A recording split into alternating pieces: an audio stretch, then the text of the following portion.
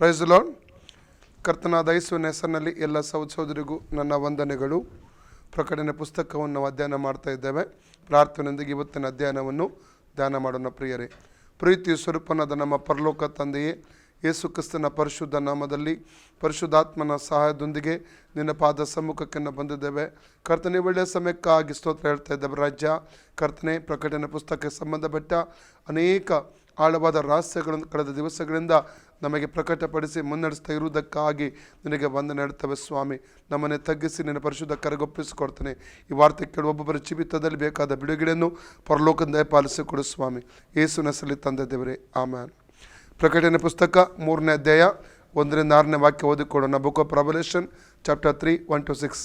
ಸಾರ್ದಿಸ್ನಲ್ಲಿರುವ ಸಭೆಯ ದೂತನಿಗೆ ಬರೆ, ದೇವರ 7 ಆತ್ಮಗಳು 7 ನಕ್ಷತ್ರಗಳು ಉಳ್ಳಾತನು ಹೇಳುವುದೇನೆಂದರೆ, ನಿನ್ನ ಕೃತ್ಯಗಳನ್ನು ಬಲ್ಲೆನು, ಜೀವಿಸುವನು ಎಂದು ಹೆಸರು ನಿನಗಿದ್ದರೂ ಸತ್ತವನಾಗಿದ್ದೆ ಎಂಬುದನ್ನು ಬಲ್ಲೆನು. ಎಚ್ಚರವಾಗಿರು, ಸಾಯುವ ಹಾಗಿದ್ದ ಉಳಿದವುಗಳನ್ನು ದೃಢಪಡಿಸು. ನನ್ನ ದೇವರ ಮುಂದೆ ನಿನ್ನ ಕೃತ್ಯಗಳಲ್ಲಿ ಒಂದಾದರೂ ಸಂಪೂರ್ಣವಾದದೆಂದು ನಾನು ಕಾಣಲಿಲ್ಲ. ಆದ್ದರಿಂದ ನೀನು ಹೊಂದಿದ ಉಪದೇಶವನ್ನು, ಅದನ್ನು ಕೇಳಿದ ರೀತಿಯನ್ನು ನೆನಪಿಗೆ ತಂದುಕೊಂಡು ಅದನ್ನು ಕಾಪಾಡಿಕೋ ಮತ್ತು ದೇವರ ಕಡೆಗೆ ತಿರುಗಿಕೋ. ನೀನು ಎಚ್ಚರವಾಗಿಲ್ಲದಿದ್ದರೆ ಕಳ್ಳನು ಬರುವಂತೆ ಬರುವೆನು. ನಾನು ಯಾವ ಗಳಿಗೆಯಲ್ಲಿ ನಿನ್ನ ಮೇಲೆ ಬರುವೆನೋ ಅದು ನಿನಗೆ ತಿಳಿಯುವುದೇ ಇಲ್ಲ. ಆದರೂ ತಮ್ಮ ವಸ್ತ್ರಗಳನ್ನು ಮೈಲಿಗೆ ಮಾಡಿಕೊಳ್ಳದಿರುವ ಸ್ವಲ್ಪ ಜನರು ಸಾರ್ದಿಸ್ನೊಳಗೆ ನಿನ್ನಲ್ಲಿದ್ದಾರೆ. ಅವರು ಯೋಗ್ಯರಾಗಿರುವುದರಿಂದ ಶುಭ್ರ ವಸ್ತ್ರಗಳನ್ನು ಧರಿಸಿಕೊಂಡು ನನ್ನ ಜೊತೆಯಲ್ಲಿ ನಡೆಯುವರು. ಜಯಶಾಲಿಗೆ ಹೀಗೆ ಶುಭ್ರ ವಸ್ತ್ರಗಳನ್ನು ಹೊದಿಸುವರು. ಜೀವಬಾಧ್ಯರ ಪಟ್ಟಿಯಿಂದ ಅವನ ಹೆಸರನ್ನು ನಾನು ಅಳಿಸಿಬಿಡದೆ ಅವನು ನನ್ನವನೆಂದು ನನ್ನ ತಂದೆಯ ಮುಂದೆಯೂ ಆತನ ದೂತರ ಮುಂದೆಯೂ ಒಪ್ಪುವೆನು. ದೇವರಾತ್ಮನು ಸಭೆಗಳಿಗೆ ಹೇಳುವುದನ್ನು ಕಿವಿಯುಳ್ಳವನು ಕೇಳಲಿ. Praise the Lord. ಪ್ರಿಯರೇ, ಕಳೆದ ದಿವಸಗಳಿಂದ ನಾವು ಪ್ರಕಟಣೆ ಪುಸ್ತಕ ಅಧ್ಯಯನ ಮಾಡ್ತಾ ಇದ್ದೇವೆ. ನಾವು ಅನೇಕ ವಿಷಯಗಳನ್ನು, ಯೇಸುವಿನ ರಹಸ್ಯ ಬರೋಣ ಅಥವಾ ಯೇಸುವಿನ ಬಹಿರಂಗ ಬರೋಣ ಅಥವಾ ಎತ್ತಲ್ಪಡುವ ಸಮಯದಲ್ಲಿ ನಮ್ಮ ಶರೀರದಲ್ಲಿ ಉಂಟಾಗುವಂಥ ಒಂದು ಬದಲಾವಣೆ, ರೂಪಾಂತರ, ಅನೇಕ ಸಂಗತರ ಹೆಸರುಗಳು ಏನು, ಅನೇಕ ವಿಷಯಗಳನ್ನು ಕಲಿತುಕೊಡುತ್ತಾ ನಾವು ಬಂದಿದ್ದೇವೆ. ಪ್ರಿಯರೇ, ಈ ಒಂದು 22 ಅಧ್ಯಾಯದ ಪ್ರಕಟಣೆ ಪುಸ್ತಕವನ್ನು 3 ವಿಭಾಗಗಳಾಗಿ ವಿಂಗಡಿಸಲಾಗಿದೆ ಎಂಬುದಾಗಿ ಕೂಡ ಕಲಿತಿದ್ದೇವೆ. ಅದನ್ನು 1ನೇ ಅಧ್ಯಾಯ 19ನೇ ವಾಕ್ಯದಲ್ಲಿ ಅದನ್ನು ನೋಡ್ತೇವೆ. ನಡೆದಂಥವುಗಳು, ನಡೆಯುತ್ತಿರುವವುಗಳು, ನಡೀಲಿಕ್ಕಿರುವವುಗಳು ಎಂಬುದಾಗಿ 3 ವಿಭಾಗಗಳನ್ನಾಗಿ 22 ಅಧ್ಯಾಯಗಳನ್ನು ಧ್ಯಾನ ಮಾಡಲಾಗಿದೆ. ನಡೆದಂಥ ಸಂಗತಿ 1ನೇ ಅಧ್ಯಾಯದಲ್ಲಿ ಯೇಸು ಕ್ರಿಸ್ತನ ಪುನರುತ್ಥಾನವನ್ನು ಕಾಣ್ತೇವೆ. ಮತ್ತು 2 ಮತ್ತು 3ನೇ ಅಧ್ಯಾಯದಲ್ಲಿ ನಡೆಯುತ್ತಿರುವ ಸಂಗತಿ ಸಭಾಕಾಲವನ್ನು ನೋಡ್ತೇವೆ. 4ನೇ ಅಧ್ಯಾಯದಿಂದ ನಾವು 22ನೇ ಅಧ್ಯಾಯದವರೆಗೆ ಎತ್ತಲ್ಪಡುವಿಕೆಯಿಂದ ನಿತ್ಯತ್ವದವರೆಗೆ, ಅಂದರೆ ರ್ಯಾಪ್ಚರ್ ಟು ಇಟರ್ನಿಟಿ ಎಂಬುದಾಗಿ ನಾವು ಕಲಿತಾ ಇದ್ದೇವೆ. ಈಗ ನಾವು ಸಭಾಕಾಲವನ್ನು ಧ್ಯಾನ ಮಾಡ್ತಾ ಇದ್ದೇವೆ. ಪ್ರಿಯರೇ, ಇದರಲ್ಲಿ ಸಾರ್ದಿಸ್ ಸಭೆ ಕುರಿತಾಗಿ ಧ್ಯಾನ ಮಾಡ್ತಾ ಇದ್ದೇವೆ. ಸಾರ್ದಿಸ್ ಸಭೆ ಕುರಿತು ಅನೇಕ ಸಂಗತಿ ಕಳೆದ ದಿವಸಗಳಲ್ಲಿ ಕಲಿತು ನಾವು ಬಂದಿದ್ದೇವೆ. 1ನೇ ವಾಕ್ಯದಲ್ಲಿ ಯೇಸು ಈ ಸಭೆಗೆ ವಿಳಾಸ ಹೇಳಿ ಈ ಸಭೆ ಕೊಡುವಂಥ ಒಂದು ಆಲೋಚನೆ ನಾವು ನೋಡ್ತಾ ಇದ್ದೇವೆ, ಸಂದೇಶ ನೋಡ್ತೇವೆ. 1ನೇ ವಾಕ್ಯದಲ್ಲಿ 2ನೇದಾಗಿ 2 ವಿಧವಾಗಿ ಯೇಸು ಸ್ವಾಮಿ ಈ ಸಭೆಗೆ ಪ್ರಕಟವಾಗುತ್ತಾ ಇದ್ದಾನೆ. 1ನೇದಾಗಿ 7 ಆತ್ಮಗಳುಳ್ಳವನಾಗಿಯೂ 2ನೇದಾಗಿ 7 ನಕ್ಷತ್ರಗಳು ಉಳ್ಳವನಾಗಿ ಪ್ರಕಟವಾಗುತ್ತಿರುವಂಥದ್ದನ್ನು ಇಲ್ಲಿ ಕಾಣ್ತೇವೆ. 3ನೇದಾಗಿ 2 ಮತ್ತು 3ನೇ ವಾಕ್ಯದಲ್ಲಿ 7 ವಿಧವಾದ ಎಚ್ಚರಿಕೆ ಸಂದೇಶಗಳನ್ನು ಕರ್ತನು ಈ ಒಂದು ಸಭೆಗೆ ಕೊಡುವಂಥದ್ದನ್ನು ನಾವು ಕಾಣ್ತಾ ಇದ್ದೇವೆ. 4ನೇದಾಗಿ 3ನೇ ವಾಕ್ಯದಲ್ಲಿ 7 ವಿಧವಾದ ಎಚ್ಚರಿಕೆ ಸಂದೇಶಗಳನ್ನು ಕೇಳಿ ಕೂಡ ಮಾನಸಾಂತರಪಟ್ಟು ದೇವರ ಕಡೆಗೆ ತಿರುಗಿಕೊಳ್ಳದೆ ಹೋದರೆ ವ್ಯತ್ಯಸ್ತಕರವಾದ 2 ವಿಧವಾದ ಶಿಕ್ಷೆಗಳನ್ನು ಕರ್ತನು ಪ್ರಕಟ ಮಾಡ್ತಾ ಇದ್ದಾನೆ. ಅದರಲ್ಲಿ ಒಂದಾಗಿದೆ, ಯೇಸು ಕಳ್ಳನಾಗಿ ಬರ್ತಾನೆ. 2ನೇದಾಗಿ ಯಾವ ಗಳಿಗೆಯಲ್ಲಿ ನಿನ್ನ ಮೇಲೆ ಬರುವೇನೋ ಅದು ನಿನಗೆ ತಿಳಿಯದೆಂಬುದಾಗಿ. 5ನೇದಾಗಿ 4ನೇ ವಾಕ್ಯದಲ್ಲಿ ನಾವು ನೋಡ್ತೇವೆ. ಈಗ ಧ್ಯಾನಿಸುವಂಥ ವಾಕ್ಯ ಅಂದರೆ, ತಮ್ಮ ವಸ್ತ್ರಗಳನ್ನು ಮೈಲಿಗೆ ಮಾಡಿಕೊಳ್ಳದವರು ಸ್ವಲ್ಪ ಜನರು ಸಾಧಿಸಿನೊಳಗೆ ನಿನ್ನಲ್ಲಿದ್ದಾರೆ. ಅವರು ಯೋಗ್ಯರಾಗಿರುವುದರಿಂದ ಶುಭ್ರ ವಸ್ತ್ರ ಧರಿಸಿಕೊಂಡು ನನ್ನ ಸಂಗಡ ನಡೆಯುವುದೆಂಬುದಾಗಿ ಕರ್ತನು ಹೇಳಿ ಎನ್ಕರೇಜ್ ಪ್ರೋತ್ಸಾಹ ಮಾಡ್ತಾ ಇದ್ದಾನೆ. 6ನೇದಾಗಿ ಅದೇ 5ನೇ ವಾಕ್ಯದಲ್ಲಿ ಓದುತ್ತೇವೆ ನಾವು, 3 ವಿಧವಾದ, ಅಂದರೆ ಜಯಶಾಲಿಗೆ 3 ವಿಧವಾದ ಆಶೀರ್ವಾದಗಳನ್ನು ಹೇಳಿದ ನಂತರ ಕೊನೆಯದಾಗಿ 6ನೇ ವಾಕ್ಯದಲ್ಲಿ ಕರ್ತನು ಕಿವಿಯುಳ್ಳವನು ಕೇಳಲಿ ಎಂಬಂಥ ಸಂದೇಶವನ್ನು ಕೊಟ್ಟು ಈ ಸಭೆಗಿರುವಂಥ ಸಂದೇಶವನ್ನು, ಆಲೋಚನೆಯನ್ನು ಮುಕ್ತಾಯಗೊಳಿಸುವಂಥದ್ದನ್ನು ಕಾಣ್ತೇವೆ. ಈಗ ನಾವು ಓದಿಕೊಳ್ಳೋಣ. ಪ್ರಕಟಣೆ 3ನೇ ಅಧ್ಯಾಯ 4ನೇ ವಾಕ್ಯ. Book of revelation chapter 3 versus 4. ಆದರೂ ತಮ್ಮ ವಸ್ತ್ರಗಳನ್ನು ಮೈಲಿಗೆ ಮಾಡಿಕೊಳ್ಳದಿರುವ ಸ್ವಲ್ಪ ಜನರು ಸಾರ್ದಿಸ್ನೊಳಗೆ ನಿಮ್ಮಲ್ಲಿದ್ದಾರೆ. ಕಳೆದ ದಿವಸಗಳಲ್ಲಿ ನಾವು ಕಲಿತುಕೊಂಡೆವು 1 ಥೆಸಲೋನಿಕ 5:23 ಪ್ರಕಾರವಾಗಿ ಮನುಷ್ಯನು 3 ಭಾಗವಾಗಿ ಉಂಟು ಮಾಡಲ್ಪಟ್ಟಿದ್ದಾನೆ. ಆತ್ಮ, ಪ್ರಾಣ, ಶರೀರ.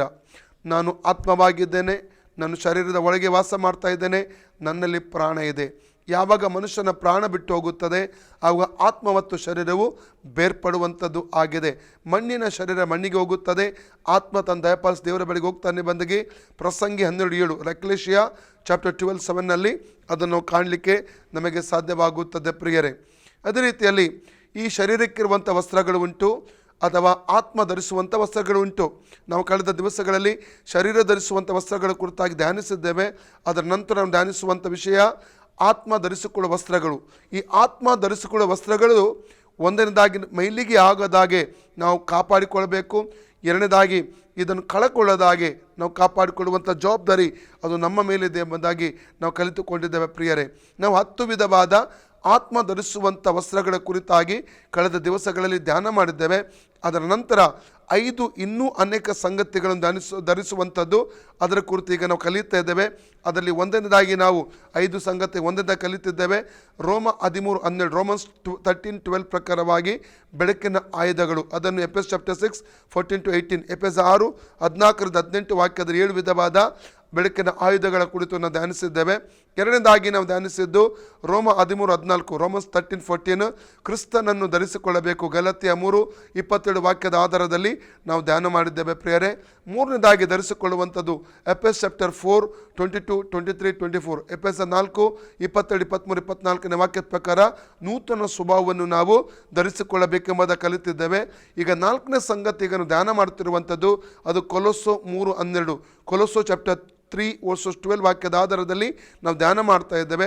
ಅದರಲ್ಲಿ ಈಗಾಗಲೇ ಅನೇಕ ಸಂಗತಿ ಧ್ಯಾನಿಸಿದ್ದೇವೆ. ನಾವು ಆ ವಾಕ್ಯ ಓದಿಕೊಳ್ಳೋಣ. ಹೀಗಿರಲಾಗಿ ನೀವು ದೇವರಿಂದ ಆರಿಸಿಕೊಂಡವರು ಪ್ರತಿಷ್ಠಿತರು ಪ್ರಿಯರು ಆಗಿರುವುದರಿಂದ ಕನಿಕರ ದಯೆ ದೀನಭಾವ ಸಾತ್ವಿಕತ್ವ. ಸಾಕು, ಈಗ ಸಾತ್ವಿಕತ್ವದಲ್ಲಿದ್ದೇವೆ. ಕನಿಕರ, ದಯೆ, ದೀನಭಾವ ಈ 3 ಸಂಗತಿಗಳನ್ನು ಈಗಾಗಲೇ ಧರಿಸಿ ಈ ಸಂಗತಿಗಳನ್ನು ಕೂಡ ನಾವು ಧರಿಸಿಕೊಳ್ಳಬೇಕಂತೆ. ಕನಿಕರ ಧರಿಸಿಕೊಳ್ಬೇಕು, ದಯೆಯನ್ನು ಧರಿಸಬೇಕು, ಮೂರನೇದಾಗಿ ದೀನಭಾವವನ್ನು ಧರಿಸಿಕೊಳ್ಳಬೇಕೆಂಬುದಾಗಿ ಸಂಗತಿ ನಾವು ಕಲಿತುಕೊಳ್ತಾ ಇದ್ದೇವೆ. ಅದನ್ನು ನಾವು ಈಗ ನಾವು ಧ್ಯಾನ ಮಾಡೋಣ ಪ್ರಿಯರೇ. ನಿನ್ನೆ ನಾವು ನಿಲ್ಲಿಸೋದು ನಿಮಗೆ ನೆನಪಿರಬೇಕು. ಫಿಲಿಪ್ಪಿ ಪುಸ್ತಕ 2ನೇ ಅಧ್ಯಾಯ 1-11 ವಾಕ್ಯದಲ್ಲಿ ನಿಲ್ಲಿಸಿದ್ದೇವೆ. ಅದನ್ನು ಕಲಿತ ನಂತರವಾಗಿ ನಾವು ಸಾತ್ವಿಕತ್ವದ ಕುರಿತಾಗಿ ಧ್ಯಾನ ಮಾಡಲಿಕ್ಕೆ ಹೋಗ್ತೇವೆ. ಕ್ರಿಸ್ತನಿಂದ ಉತ್ತೇಜನ. ಈ 5 ಕಾರ್ಯಗಳನ್ನು ನಿನ್ನೆ ನಾವು ಧ್ಯಾನ ಮಾಡಿದ್ದೇವೆ. ಕ್ರಿಸ್ತನ ಎಲ್ಲಿದ್ದಾನೆ? ನಮ್ಮ ಒಳಗಡೆ ವಾಸ ಮಾಡ್ತಾ ಇದ್ದಾನೆ. ಆ ಕ್ರಿಸ್ತನಿಂದ ಉತ್ತೇಜನ, ಪ್ರೀತಿಯ ಪ್ರೇರಣೆ, ಪವಿತ್ರಾತ್ಮನ ಅನ್ಯೋನ್ಯತೆ, ಕಾರುಣ್ಯ ಮತ್ತು ದಯಾರಸಗಳು ಉಂಟಾಗುತ್ತದೆ. ಈ 5 ಕಾರ್ಯಗಳು ಆ ಕ್ರಿಸ್ತನಿಂದ ನಮ್ಮ ಮೂಲಕ ಉಂಟಾಗುತ್ತದೆ. ಓಕೆ, ಮುಂದೆ ಓದಿ. ಉಂಟಾಗುವುದಾದರೆ ಐಕ್ಯಮತ್ಯ ಉಳ್ಳವರಾಗಿದ್ದು ನಾವು ಏನ್ ಮಾಡ್ಬೇಕು? ಐಕ್ಯಮತ್ಯ ಉಳ್ಳವರಾಗಿದ್ದು. ಐಕ್ಯತೆ ಎಂಬುವಂಥದ್ದು ಅತಿ ಪ್ರಾಮುಖ್ಯವಾದ ಸಂಗತಿ. ನಾವು ಅನೇಕ ಸಲ ಗಾದೆಗಳನ್ನು ಕೇಳಿದ್ದೇವೆ. ಒಗ್ಗಟ್ಟಿನಲ್ಲಿ ಬಲವಿದೆ. ಸೈತಾನನ ಕಾರ್ಯ ಏನೆಂದರೆ ಕುಟುಂಬದಲ್ಲಿರುವಂಥ ಐಕ್ಯತೆಯನ್ನು ಒಡೆಯಲಿಕ್ಕೆ ನೋಡುತ್ತಾನೆ, ಸಭೆಯಲ್ಲಿರುವಂಥ ಐಕ್ಯತೆಯನ್ನು ಒಡೆಯಲಿಕ್ಕೆ ನೋಡುತ್ತಾನೆ, ಕೆಲಸ ಮಾಡುವಂಥ ಸ್ಥಳದಲ್ಲಿರುವ ಐಕ್ಯತೆಯನ್ನು ಒಡೆಯಲಿಕ್ಕೆ ನೋಡುತ್ತಾನೆ. ಅದಕ್ಕಾಗಿ ಅನೇಕ ತಂತ್ರಗಳನ್ನು ಮಾಡ್ತಾನೆ. ಸೈತಾನನ ತಂತ್ರಶಾಲಿ. 2 ಕೊರಿಂಥಿಯನ್ಸ್ ಚಾಪ್ಟರ್ 2:11 2 ಕೊರಿಂಥಿಯನ್ಸ್ 2:11 ಹೇಳ್ತದೆ, ಸೈತಾನನು ನಮ್ಮನ್ನು ವಂಚಿಸಿ ನಷ್ಟಪಡಿಸಬಾರದು, ಅವನ ತಂತ್ರಗಳನ್ನು ನಾವು ಅರಿಯದವರಲ್ಲವಲ್ಲ ಎಂಬುದಾಗಿ ನಾವು ವಾಕ್ಯದಲ್ಲಿ ನಾವು ಓದುತ್ತೇವೆ ಪ್ರಿಯರೇ. ತಂತ್ರದೊಂದಿಗೆ ಆತನು ವ್ಯಕ್ತಿಗಳನ್ನು ಬೇರ್ಪಡಿಸುತ್ತಾನೆ, ವ್ಯಕ್ತಿಗಳ ಪ್ರೀತಿಯನ್ನು ಆತನು ಒಡೆದಾಕುತ್ತಾನೆ, ಅನ್ಯೋನ್ಯತೆಯನ್ನು ಒಡೆದಾಕುತ್ತಾನೆ ಪ್ರಿಯರೇ. ಅಷ್ಟು ತುಂಬ ಹತ್ತಿರವಾಗಿರುವ, ತುಂಬ ಕ್ಲೋಸ್ ಆಗಿರುವಂಥ ಸಹೋದರರು, ಒಂದೇ ತಂದೆ ತಾಯಿ ಓಡಹುಟ್ಟಿದವರ ಮಧ್ಯದಲ್ಲಿ ಕೂಡ ಆತನು ವಿಷ ಬೀಜಗಳನ್ನು ಬಿತ್ತಿ ತಂತ್ರದೊಂದಿಗೆ ಅವರನ್ನು ಬೇರ್ಪಡಿಸುತ್ತಾನೆ, ಬದ್ಧ ವೈರಿಗಳನ್ನಾಗಿ ಆತನು ನಿಲ್ಲಿಸುತ್ತಾನೆ. ಒಂದೇ ಸಭೆಯಲ್ಲಿರುವಂಥ ಕ್ರೈಸ್ತ ವಿಶ್ವಾಸಿಗಳು ಎಷ್ಟೇ ಪ್ರೀತಿ ಎಂದಿದ್ರೂ ಕೂಡ ಅವ್ರ ಮಧ್ಯೆ ಚಿಕ್ಕವಾದ ವಿಷಯವನ್ನು ತಂದು ಹಾಕಿ ಅವರ ಐಕ್ಯತೆಯನ್ನು ಆತನು ಒಡೆದಾಕುತ್ತಾನೆ ಪ್ರಿಯರೇ. ಆದ ಕಾರಣ ನಾವು ತುಂಬ ಜಾಗೃತಿಯುಳ್ಳಾಗಿರಬೇಕು. ನಾವು ಎಫೆಸ ಪತ್ರಿಕೆ 4ನೇ ಅಧ್ಯಾಯ 1-3 ವಾಕ್ಯ ಓದಿಕೊಳ್ಳೋಣ. ಈ ಐಕ್ಯತೆ ಉಂಟು 3ನೇ ವಾಕ್ಯದಲ್ಲಿ ಓದ್ತೇವೆ. ಎಫೆಸ 4:3 ಓದ್ತೇವೆ. ಅದನ್ನು ಪವಿತ್ರಾತ್ಮನಿಂದ ಉಂಟಾದ ಐಕ್ಯತೆಯನ್ನು ಕಾಪಾಡಿಕೊಳ್ಳುವುದಕ್ಕೆ ನಾವು ಪ್ರಯತ್ನ ಮಾಡಬೇಕು. ನಾವು 1ನೇ ವಾಕ್ಯದಿಂದ ಓದುವ ಅಲ್ಲಿ ಎಫೆಸ 4:1-3. ನೀವು ದೇವರಿಂದ ಕರೆಯಲ್ಪಟ್ಟವರಾದ ಕಾರಣ ನಮ್ಮನ್ನು ಕರೆದವನು ದೇವರಾಗಿದ್ದಾನೆ. ನೀವು ದೇವರಿಂದ ಕರೆಯಲ್ಪಟ್ಟ ಕಾರಣ ಯೋಗ್ಯರಾಗಿ ನಡೆದುಕೊಳ್ಳಬೇಕೆಂದು ಯೋಗ್ಯರಾಗಿ ನಡೆದುಕೊಳ್ಳಬೇಕೆಂದು ಕರ್ತನ ಸೇವೆಯಲ್ಲಿ ಸೆರೆಯವನಾದ ನಾನು ನಿಮ್ಮನ್ನು ಪ್ರಬೋಧಿಸುತ್ತೇನೆ. ನೀವು ಪೂರ್ಣ ವಿನಯ ಸಾತ್ವಿಕತ್ವಗಳಿಂದಲೂ ದೀರ್ಘ ಶಾಂತಿಯಿಂದಲೂ ಕೂಡಿದವರಾಗಿ ಪ್ರೀತಿಯಿಂದ ಒಬ್ಬರನ್ನೊಬ್ಬರು ಸಹಿಸಿಕೊಳ್ಳಿರಿ. ಸಮಾಧಾನವೆಂಬ ಬಂಧನದಿಂದ ಕಟ್ಟಲ್ಪಟ್ಟವರಾಗಿದ್ದು ಪವಿತ್ರಾತ್ಮನಿಂದ ಉಂಟಾಗುವ ಐಕ್ಯವನ್ನು ಕಾಪಾಡಿಕೊಳ್ಳುವುದಕ್ಕೆ ಆಸಕ್ತರಾಗಿರಿ. ಹಾಗಾದ್ರೆ ಈ ಐಕ್ಯ ಉಂಟು ಮಾಡಿ ಕುಟುಂಬದಲ್ಲಾಗಿರ್ಬೋದು, ವಿಶೇಷವಾಗಿ ಸಭೆಗಳಲ್ಲಿ ಏನ್ ಮಾಡ್ತಾನೆ, ಐಕ್ಯವನ್ನು ಉಂಟು ಮಾಡಿದ ಕಾರ್ಯ ಅದು ದೇವರ ಕಾರ್ಯವಾಗಿದೆ ಪ್ರಿಯರೇ. ಕಾರಣ ಅನೇಕ ಹಿನ್ನೆಲೆಗಳಿಂದ ರಕ್ಷಣೆ ಹೊಂದಿ ದೇವರ ಸಭೆಗೆ ಅನೇಕರು ಬರ್ತಾರೆ. Praise God. ಆದ ಕಾರಣ ಸಭೆ ಕರ್ತನ ಯೇಸುಸ್ವಾಮಿಯ ದೇಹವಾಗಿದೆ. ದೇಹಕ್ಕೆ ಹೋಲಿಕೆ ಮಾಡಲಾಗಿದೆ ಸಭೆಯನ್ನು. ಸಭೆ ಒಂದು ದೇಹದ ಅಂಗಗಳು ಒಂದಾಗಿರುವ ಪ್ರಕಾರ ಒಂದು ಅಂಗಕ್ಕೆ ನೋವಾದ ಇನ್ನೊಂದು ಅಂಗಕ್ಕೆ ಕೂಡ ಅದು ಏನಾಗ್ತದೆ, ಬೇನೆ ಆಗುತ್ತದೆ. ಅದೇ ರೀತಿಯಲ್ಲಿ ನಮ್ಮ ಶರೀರದ ಅವಯವಗಳು ಹೇಗೆ ಐಕ್ಯವಾಗಿರುತ್ತವೆಯೋ ಸಭೆಯಲ್ಲಿರುವಂಥ ಕ್ರೈಸ್ತ ವಿಶ್ವಾಸಿಗಳೆಲ್ಲರೂ ಆ ರೀತಿ ಐಕ್ಯತೆಯಲ್ಲಿ ಇರಬೇಕು. ಈ ಐಕ್ಯತೆ ತಂದವನು ಪವಿತ್ರಾತ್ಮನು, ಮನುಷ್ಯನು ತಂದವಲ್ಲ. ಮನುಷ್ಯನ ಐಕ್ಯತೆ ತಂದರೆ ಅದು ಯಾವಾಗ ಬೇಕಾದರೂ ಒಡೆದು ಹೋಗುವುದಕ್ಕೆ ಸಾಧ್ಯತೆ ಇದೆ. ಆದರೆ ದೇವರು ತಂದ ಐಕ್ಯತೆ, ಪವಿತ್ರಾತ್ಮನು ತಂದ ಐಕ್ಯತೆ, ಅದನ್ನು ಒಡೆದಾಕಲಿಕ್ಕೆ ಸೈತಾನಿಗೆ ಸಾಧ್ಯವಿಲ್ಲ. ಅದಕ್ಕಾಗಿ ನಾವು ತುಂಬ ಜಾಗೃತಿಯಿಂದ ಜ್ಞಾನದಿಂದ ಸಭೆಯ ಐಕ್ಯತೆಯನ್ನು, ಕುಟುಂಬದ ಐಕ್ಯತೆಯನ್ನು ಕಾಪಾಡಿಕೊಳ್ಳುವರಾಗಿರಬೇಕು ಪ್ರಿಯರೇ. ಅದಕ್ಕೆ ಈಗ ನಾವು ಫಿಲಿಪ್ಪಿಗೆ ತಿರುಗಿ ನಾವು ಬರೋಣ. ಫಿಲಿಪ್ಪಿ ಚಾಪ್ಟರ್ 2ಗೆ ತಿರುಗಿ ಬರೋಣ. ಐಕ್ಯಮತ್ಯ ಉಳ್ಳವರಾಗಿದ್ದು ನನ್ನ ಸಂತೋಷವನ್ನು ಪರಿಪೂರ್ಣ ಮಾಡಿರಿ. ನಿಮ್ಮೆಲ್ಲರಲ್ಲಿಯೂ ಒಂದೇ ಪ್ರೀತಿ ಇರಬೇಕು. ಅಲ್ಲಲ್ಲಿಯ ನಿಮ್ಮಲ್ಲಿ ಏನಿರ್ಬೇಕಂತೆ, ಒಂದೇ ಪ್ರೀತಿ ಇರಬೇಕು. ಅನ್ಯೋನ್ಯ ಭಾವ ಉಳ್ಳವರು ಒಂದೇ ಗುರಿ ಇಟ್ಟುಕೊಂಡವರಾಗಿರಬೇಕು. ನಾವು ನಮ್ಮ ಗುರಿ ದರ್ಶನದೊಂದಿಗೆ, ಸಭೆಯ ದರ್ಶನದೊಂದಿಗೆ ಸಭೆಯ ವಿಶ್ವಾಸಿಗಳು ಸೇರಿಕೊಂಡು ಹೋಗುವವರಾಗಿರಬೇಕು. ಒಂದು ವೇಳೆ ನೀವು ಬೇರೆ ಸಭೆಯವರಾಗಿರ್ಬೋದು, ಇವತ್ತು ಈ ವಾರ್ತೆ ಕೇಳುವಾಗ ಆಸರ ಟಿವಿ ಮೂಲಕ, ಯೂಟ್ಯೂಬ್ ಮೂಲಕ, ಫೇಸ್ಬುಕ್ ಮೂಲಕ ಬೇರೆ ಬೇರೆ ರೀತಿಯಲ್ಲಿ ನೀವು ಈ ಒಂದು ವಾರ್ತೆ ಕೇಳ್ತಾ ಇರ್ಬೋದು. ನೀವು ಬೇರೆ ಸಭೆಗೆ ಸಂಬಂಧಪಟ್ಟವರಾಗಿದ್ದರೆ ನಿಮ್ಮ ಸಭೆಯ ಸಭಾಪಾಲಕನ ಜೊತೆಯಲ್ಲಿ ನೀವೊಂದು ಗುರಿ ಅಥವಾ ಒಂದು ದರ್ಶನ ಉಳ್ಳವರಾಗಿ ನಿಲ್ಲಬೇಕು. ನಿಮ್ಮ ಸಭಾಪಾಲಕರ ಬಳಿ ನೀವು ಕೇಳಬೇಕು, ನಮ್ಮ ಸಭೆಯ ದರ್ಶನ ಏನಾಗಿದೆ, ನೀವು ಅದನ್ನು ತಿಳ್ಕೊಂಡು ಅವ್ರು ಒಂದೇ ಗುರಿಯೊಂದಿಗೆ ನೀವು ನಿಮ್ಮ ಸೇವಕರೊಂದಿಗೆ ಮುಂದುವರಿಯಾಗಿರಬೇಕು. ಓಕೆ. ಪಕ್ಷಪಾತದಿಂದಾಗಲಿ ಒಣ ಹೆಮ್ಮೆಯಿಂದಾಗಲಿ ಯಾವುದನ್ನು ಮಾಡದೆ ಪ್ರತಿಯೊಬ್ಬನು ದೀನ ಭಾವದಿಂದ ಮತ್ತೊಬ್ಬರನ್ನು ತನಗಿಂತಲೂ ಶ್ರೇಷ್ಠರೆಂದು ಎಣಿಸಲಿ. ನೋಡಿ ಎಂತ ಒಂದು ವಾಕ್ಯ ನೋಡಿ. ಪುನಃ ಓದಿ ವಾಕ್ಯವನ್ನು ರಿಪೀಟ್ ಮಾಡಿ.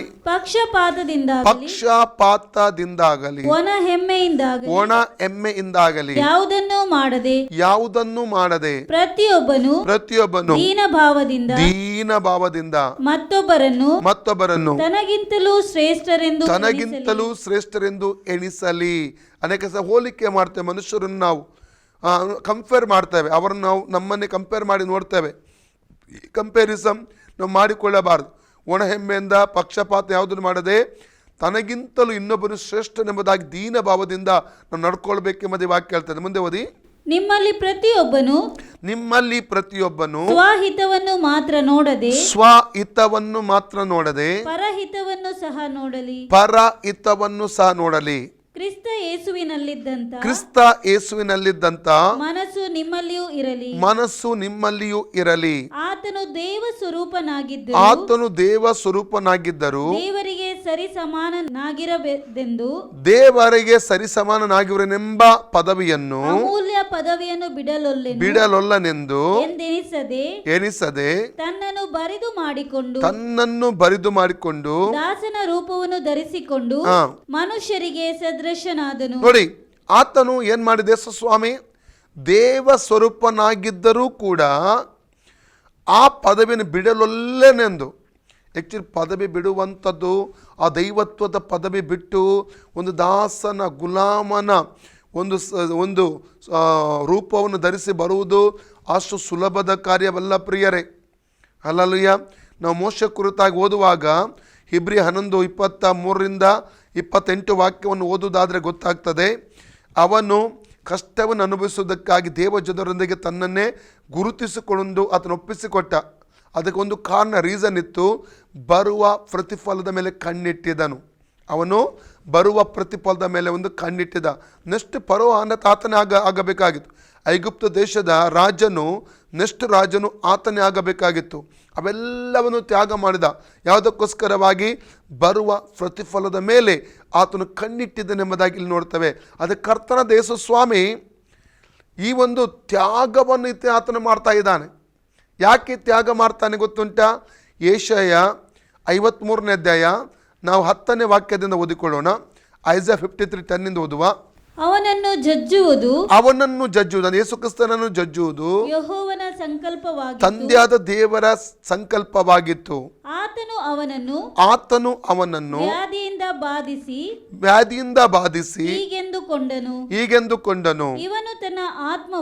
ಇವನು ತನ್ನ ಆತ್ಮವನ್ನು ನಮಗೋಸ್ಕರ ಪ್ರಾಯಶ್ಚಿತ್ತ ಯಜ್ಞಕ್ಕಾಗಿ, ಪ್ರಾಯಶ್ಚಿತ್ತ ಯಜ್ಞ ಅಂದರೆ ಬದಲಿ ಕೊಡುವಂಥದ್ದು. ನಮ್ಮ ಬದಲಿಯಾಗಿ ನಾವು ಸಾಯುವ ಜಾಗದಲ್ಲಿ ಆತನು ಸತ್ತು ಬದಲಿಯಾಗಿ ಈಡುಕೊಟ್ಟ. ನಾವು ನೋಡಿ ಮ್ಯಾಥ್ಯೂ 20:28 ವಾಕ್ಯ ಓದಿದರೆ ಗೊತ್ತಾಗ್ತದೆ. ನಾನು ಸೇವೆ ಮಾಡಿಸಿಕೊಳ್ಳುವುದಕ್ಕಾಗಿ ಬಂದದಲ್ಲ. ಸಿಕ್ಕಿದ್ರೆ ಓದಿ ವಾಕ್ಯ. ಮತ್ತ 20:28ನೇ ವಾಕ್ಯ. ಹಾಗೆಯೇ ಮನುಷ್ಯ ಕುಮಾರನು ಸೇವೆ ಮಾಡಿಸಿಕೊಳ್ಳುವುದಕ್ಕೆ ಬರಲಿಲ್ಲ, ಸೇವೆ ಮಾಡುವುದಕ್ಕೂ ಅನೇಕರನ್ನು ಬಿಡಿಸುವುದಕ್ಕಾಗಿ ತನ್ನ ಪ್ರಾಣವನ್ನು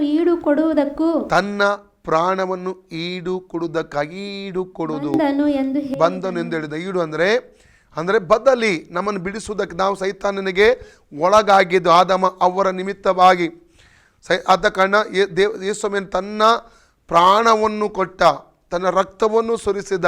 ಅದು ಬದಲಿಯಾಗಿತ್ತು. 1 ಪೀಟರ್ 1:18-19 ಏನು ಹೇಳ್ತದೆ ಅಂದರೆ, ನಿಮ್ಮ ಪೂರ್ವಜರಿಂದ ಬಂದ ವ್ಯರ್ಥ ನಡವಳಿಕೆಯಿಂದ ಬಿಡುಗಡೆ ಯಾವುದರಿಂದ? ಬೆಳ್ಳಿ ಬಂಗಾರ ಅಥವಾ ನಶಿಸಿ ಹೋಗುವಂಥ ಇನ್ಯಾವುದರಿಂದ ಅಲ್ಲ. ಅದು ಯಾವುದರಿಂದ? ಯೇಸು ನಿಷ್ಕಳಂಕವಾದ ಯಜ್ಞದ ಕುರಿಮರಿಯಾದಂಥ ಯೇಸುವಿನ ರಕ್ತದ ಬಲದಿಂದ. ಆ ಪುಸ್ತಕ 20:28 ಏನು ಹೇಳ್ತದೆ? ಸ್ವರಕ್ತದಿಂದ ಸಂಪಾದಿಸಿಕೊಂಡು ಯೇಸು ಕ್ರಿಸ್ತನು ನೀವು ಆ ಕೊಂಡುಕೊಂಡ ಸಭೆಯಾಗಿದ್ದೀರಿ. 1 ಕೊರಿಂಥ 7:23, 1 ಕೊರಿಂಥ 7:23 ನೀವು ಕ್ರಯಕ್ಕೆ ಕೊಳ್ಳಲ್ಪಟ್ಟವರೆಂಬುದಾಗಿ ಅಲ್ಲಿ ಬರೆಯಲ್ಪಟ್ಟಿದೆ. ನಮ್ಮನ್ನು ಬಿಡಿಸುವುದಕ್ಕಾಗಿ ತನ್ನ ರಕ್ತವನ್ನೇ, ತನ್ನ ಪ್ರಾಣವನ್ನೇ ಈಡಾಗಿ, ಬದಲಿಯಾಗಿ, ಪ್ರಾಯಶ್ಚಿತ್ತವಾಗಿ ಕರ್ತನ ಸ್ವಾಮಿ ಕೊಡುವುದನ್ನು ನೋಡ್ತೇವೆ. ಓಕೆ, ಐಸಾಯ 53ಗೆ ನಾವು ತಿರುಗಿ ಬರುವ.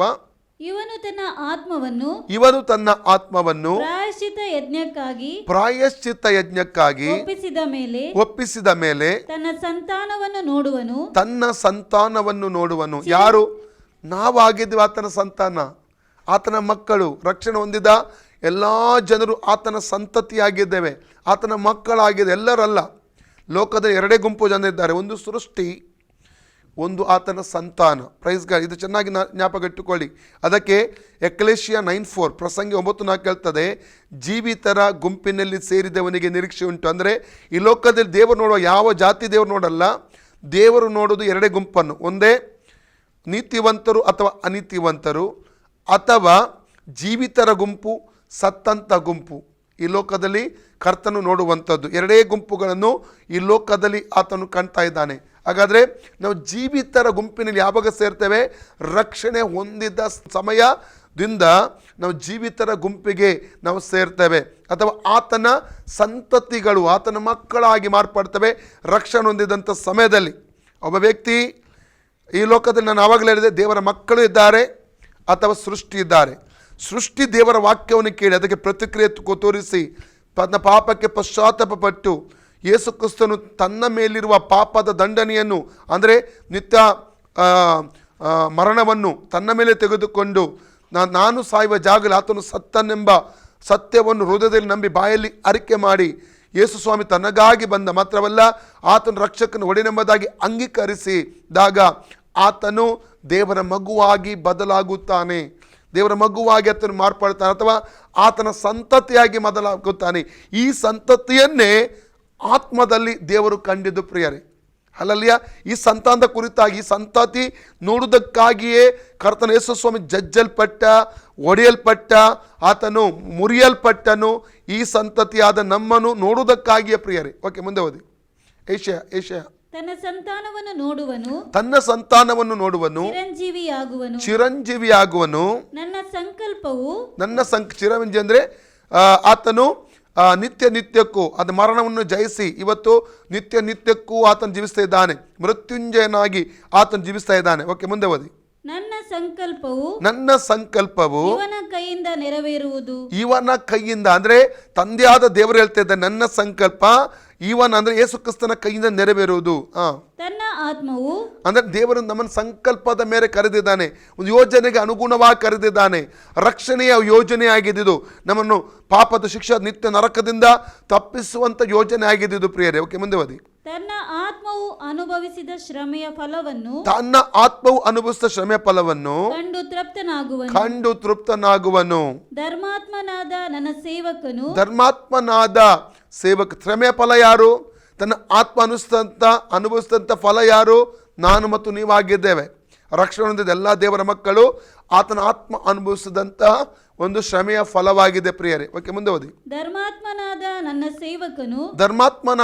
ಸೇವಕನು ತನ್ನ ಜ್ಞಾನದ ಮೂಲಕ ಬಹು ಜನರನ್ನು ಧರ್ಮ ಮಾರ್ಗಕ್ಕೆ ತರುವನು. ಅವರ ಅಪರಾಧಗಳನ್ನು ಹೊತ್ತುಕೊಂಡು ಹೋಗುವನು. ಇವನು ಇಂಥವನಾಗಿರುವುದರಿಂದ ನಾನು ಇವನಿಗೆ ದೊಡ್ಡವರ ಸಂಗಡ ಪಾಲು ಕೊಡುವೆನು. ಇವನು ಬಲಿಷ್ಠರೊಡನೆ ಸೂರ್ಯನ ಹಂಚಿಕೊಳ್ಳುವನು. ತನ್ನ ಪ್ರಾಣವನ್ನು ಧಾರೆ ಎರೆದು ಮರಣ ಹೊಂದಿ ದ್ರೋಹಿಗಳೊಂದಿಗೆ ತನ್ನನ್ನು ಎನಿಸಿಕೊಂಡು ಬಹುಜನರ ದ್ರೋಹಿಗಳ ಪಾಪವನ್ನು ಹೊರುತ್ತಾ ಅವರಿಗಾಗಿ ವಿಜ್ಞಾಪನೆ ಮಾಡಿದ. ಇವತ್ತು ನಮಗಾಗಿ ಯೇಸು ಕ್ರಿಸ್ತನು ವಿಜ್ಞಾಪನೆ ಮಾಡ್ತಾ ಇದ್ದಾನೆ. ಬದಲಿಯಾಗಿ ಅಥವಾ ಪ್ರಾಯಶ್ಚಿತ್ತ ಯಜ್ಞವಾಗಿ ತನ್ನನ್ನೇ ನಮಗೋಸ್ಕರ ಒಪ್ಪಿಸಿಕೊಟ್ಟಿರುವಂಥದ್ದನ್ನು ಅಲ್ಲಿ ಕಾಣ್ತೇವೆ. ಫಿಲಿಪ್ಪಿ ಚಾಪ್ಟರ್ 2ಗೆ ತಿರುಗಿ ನಾವು ಬರುವ. ಹೀಗೆ ಆತನು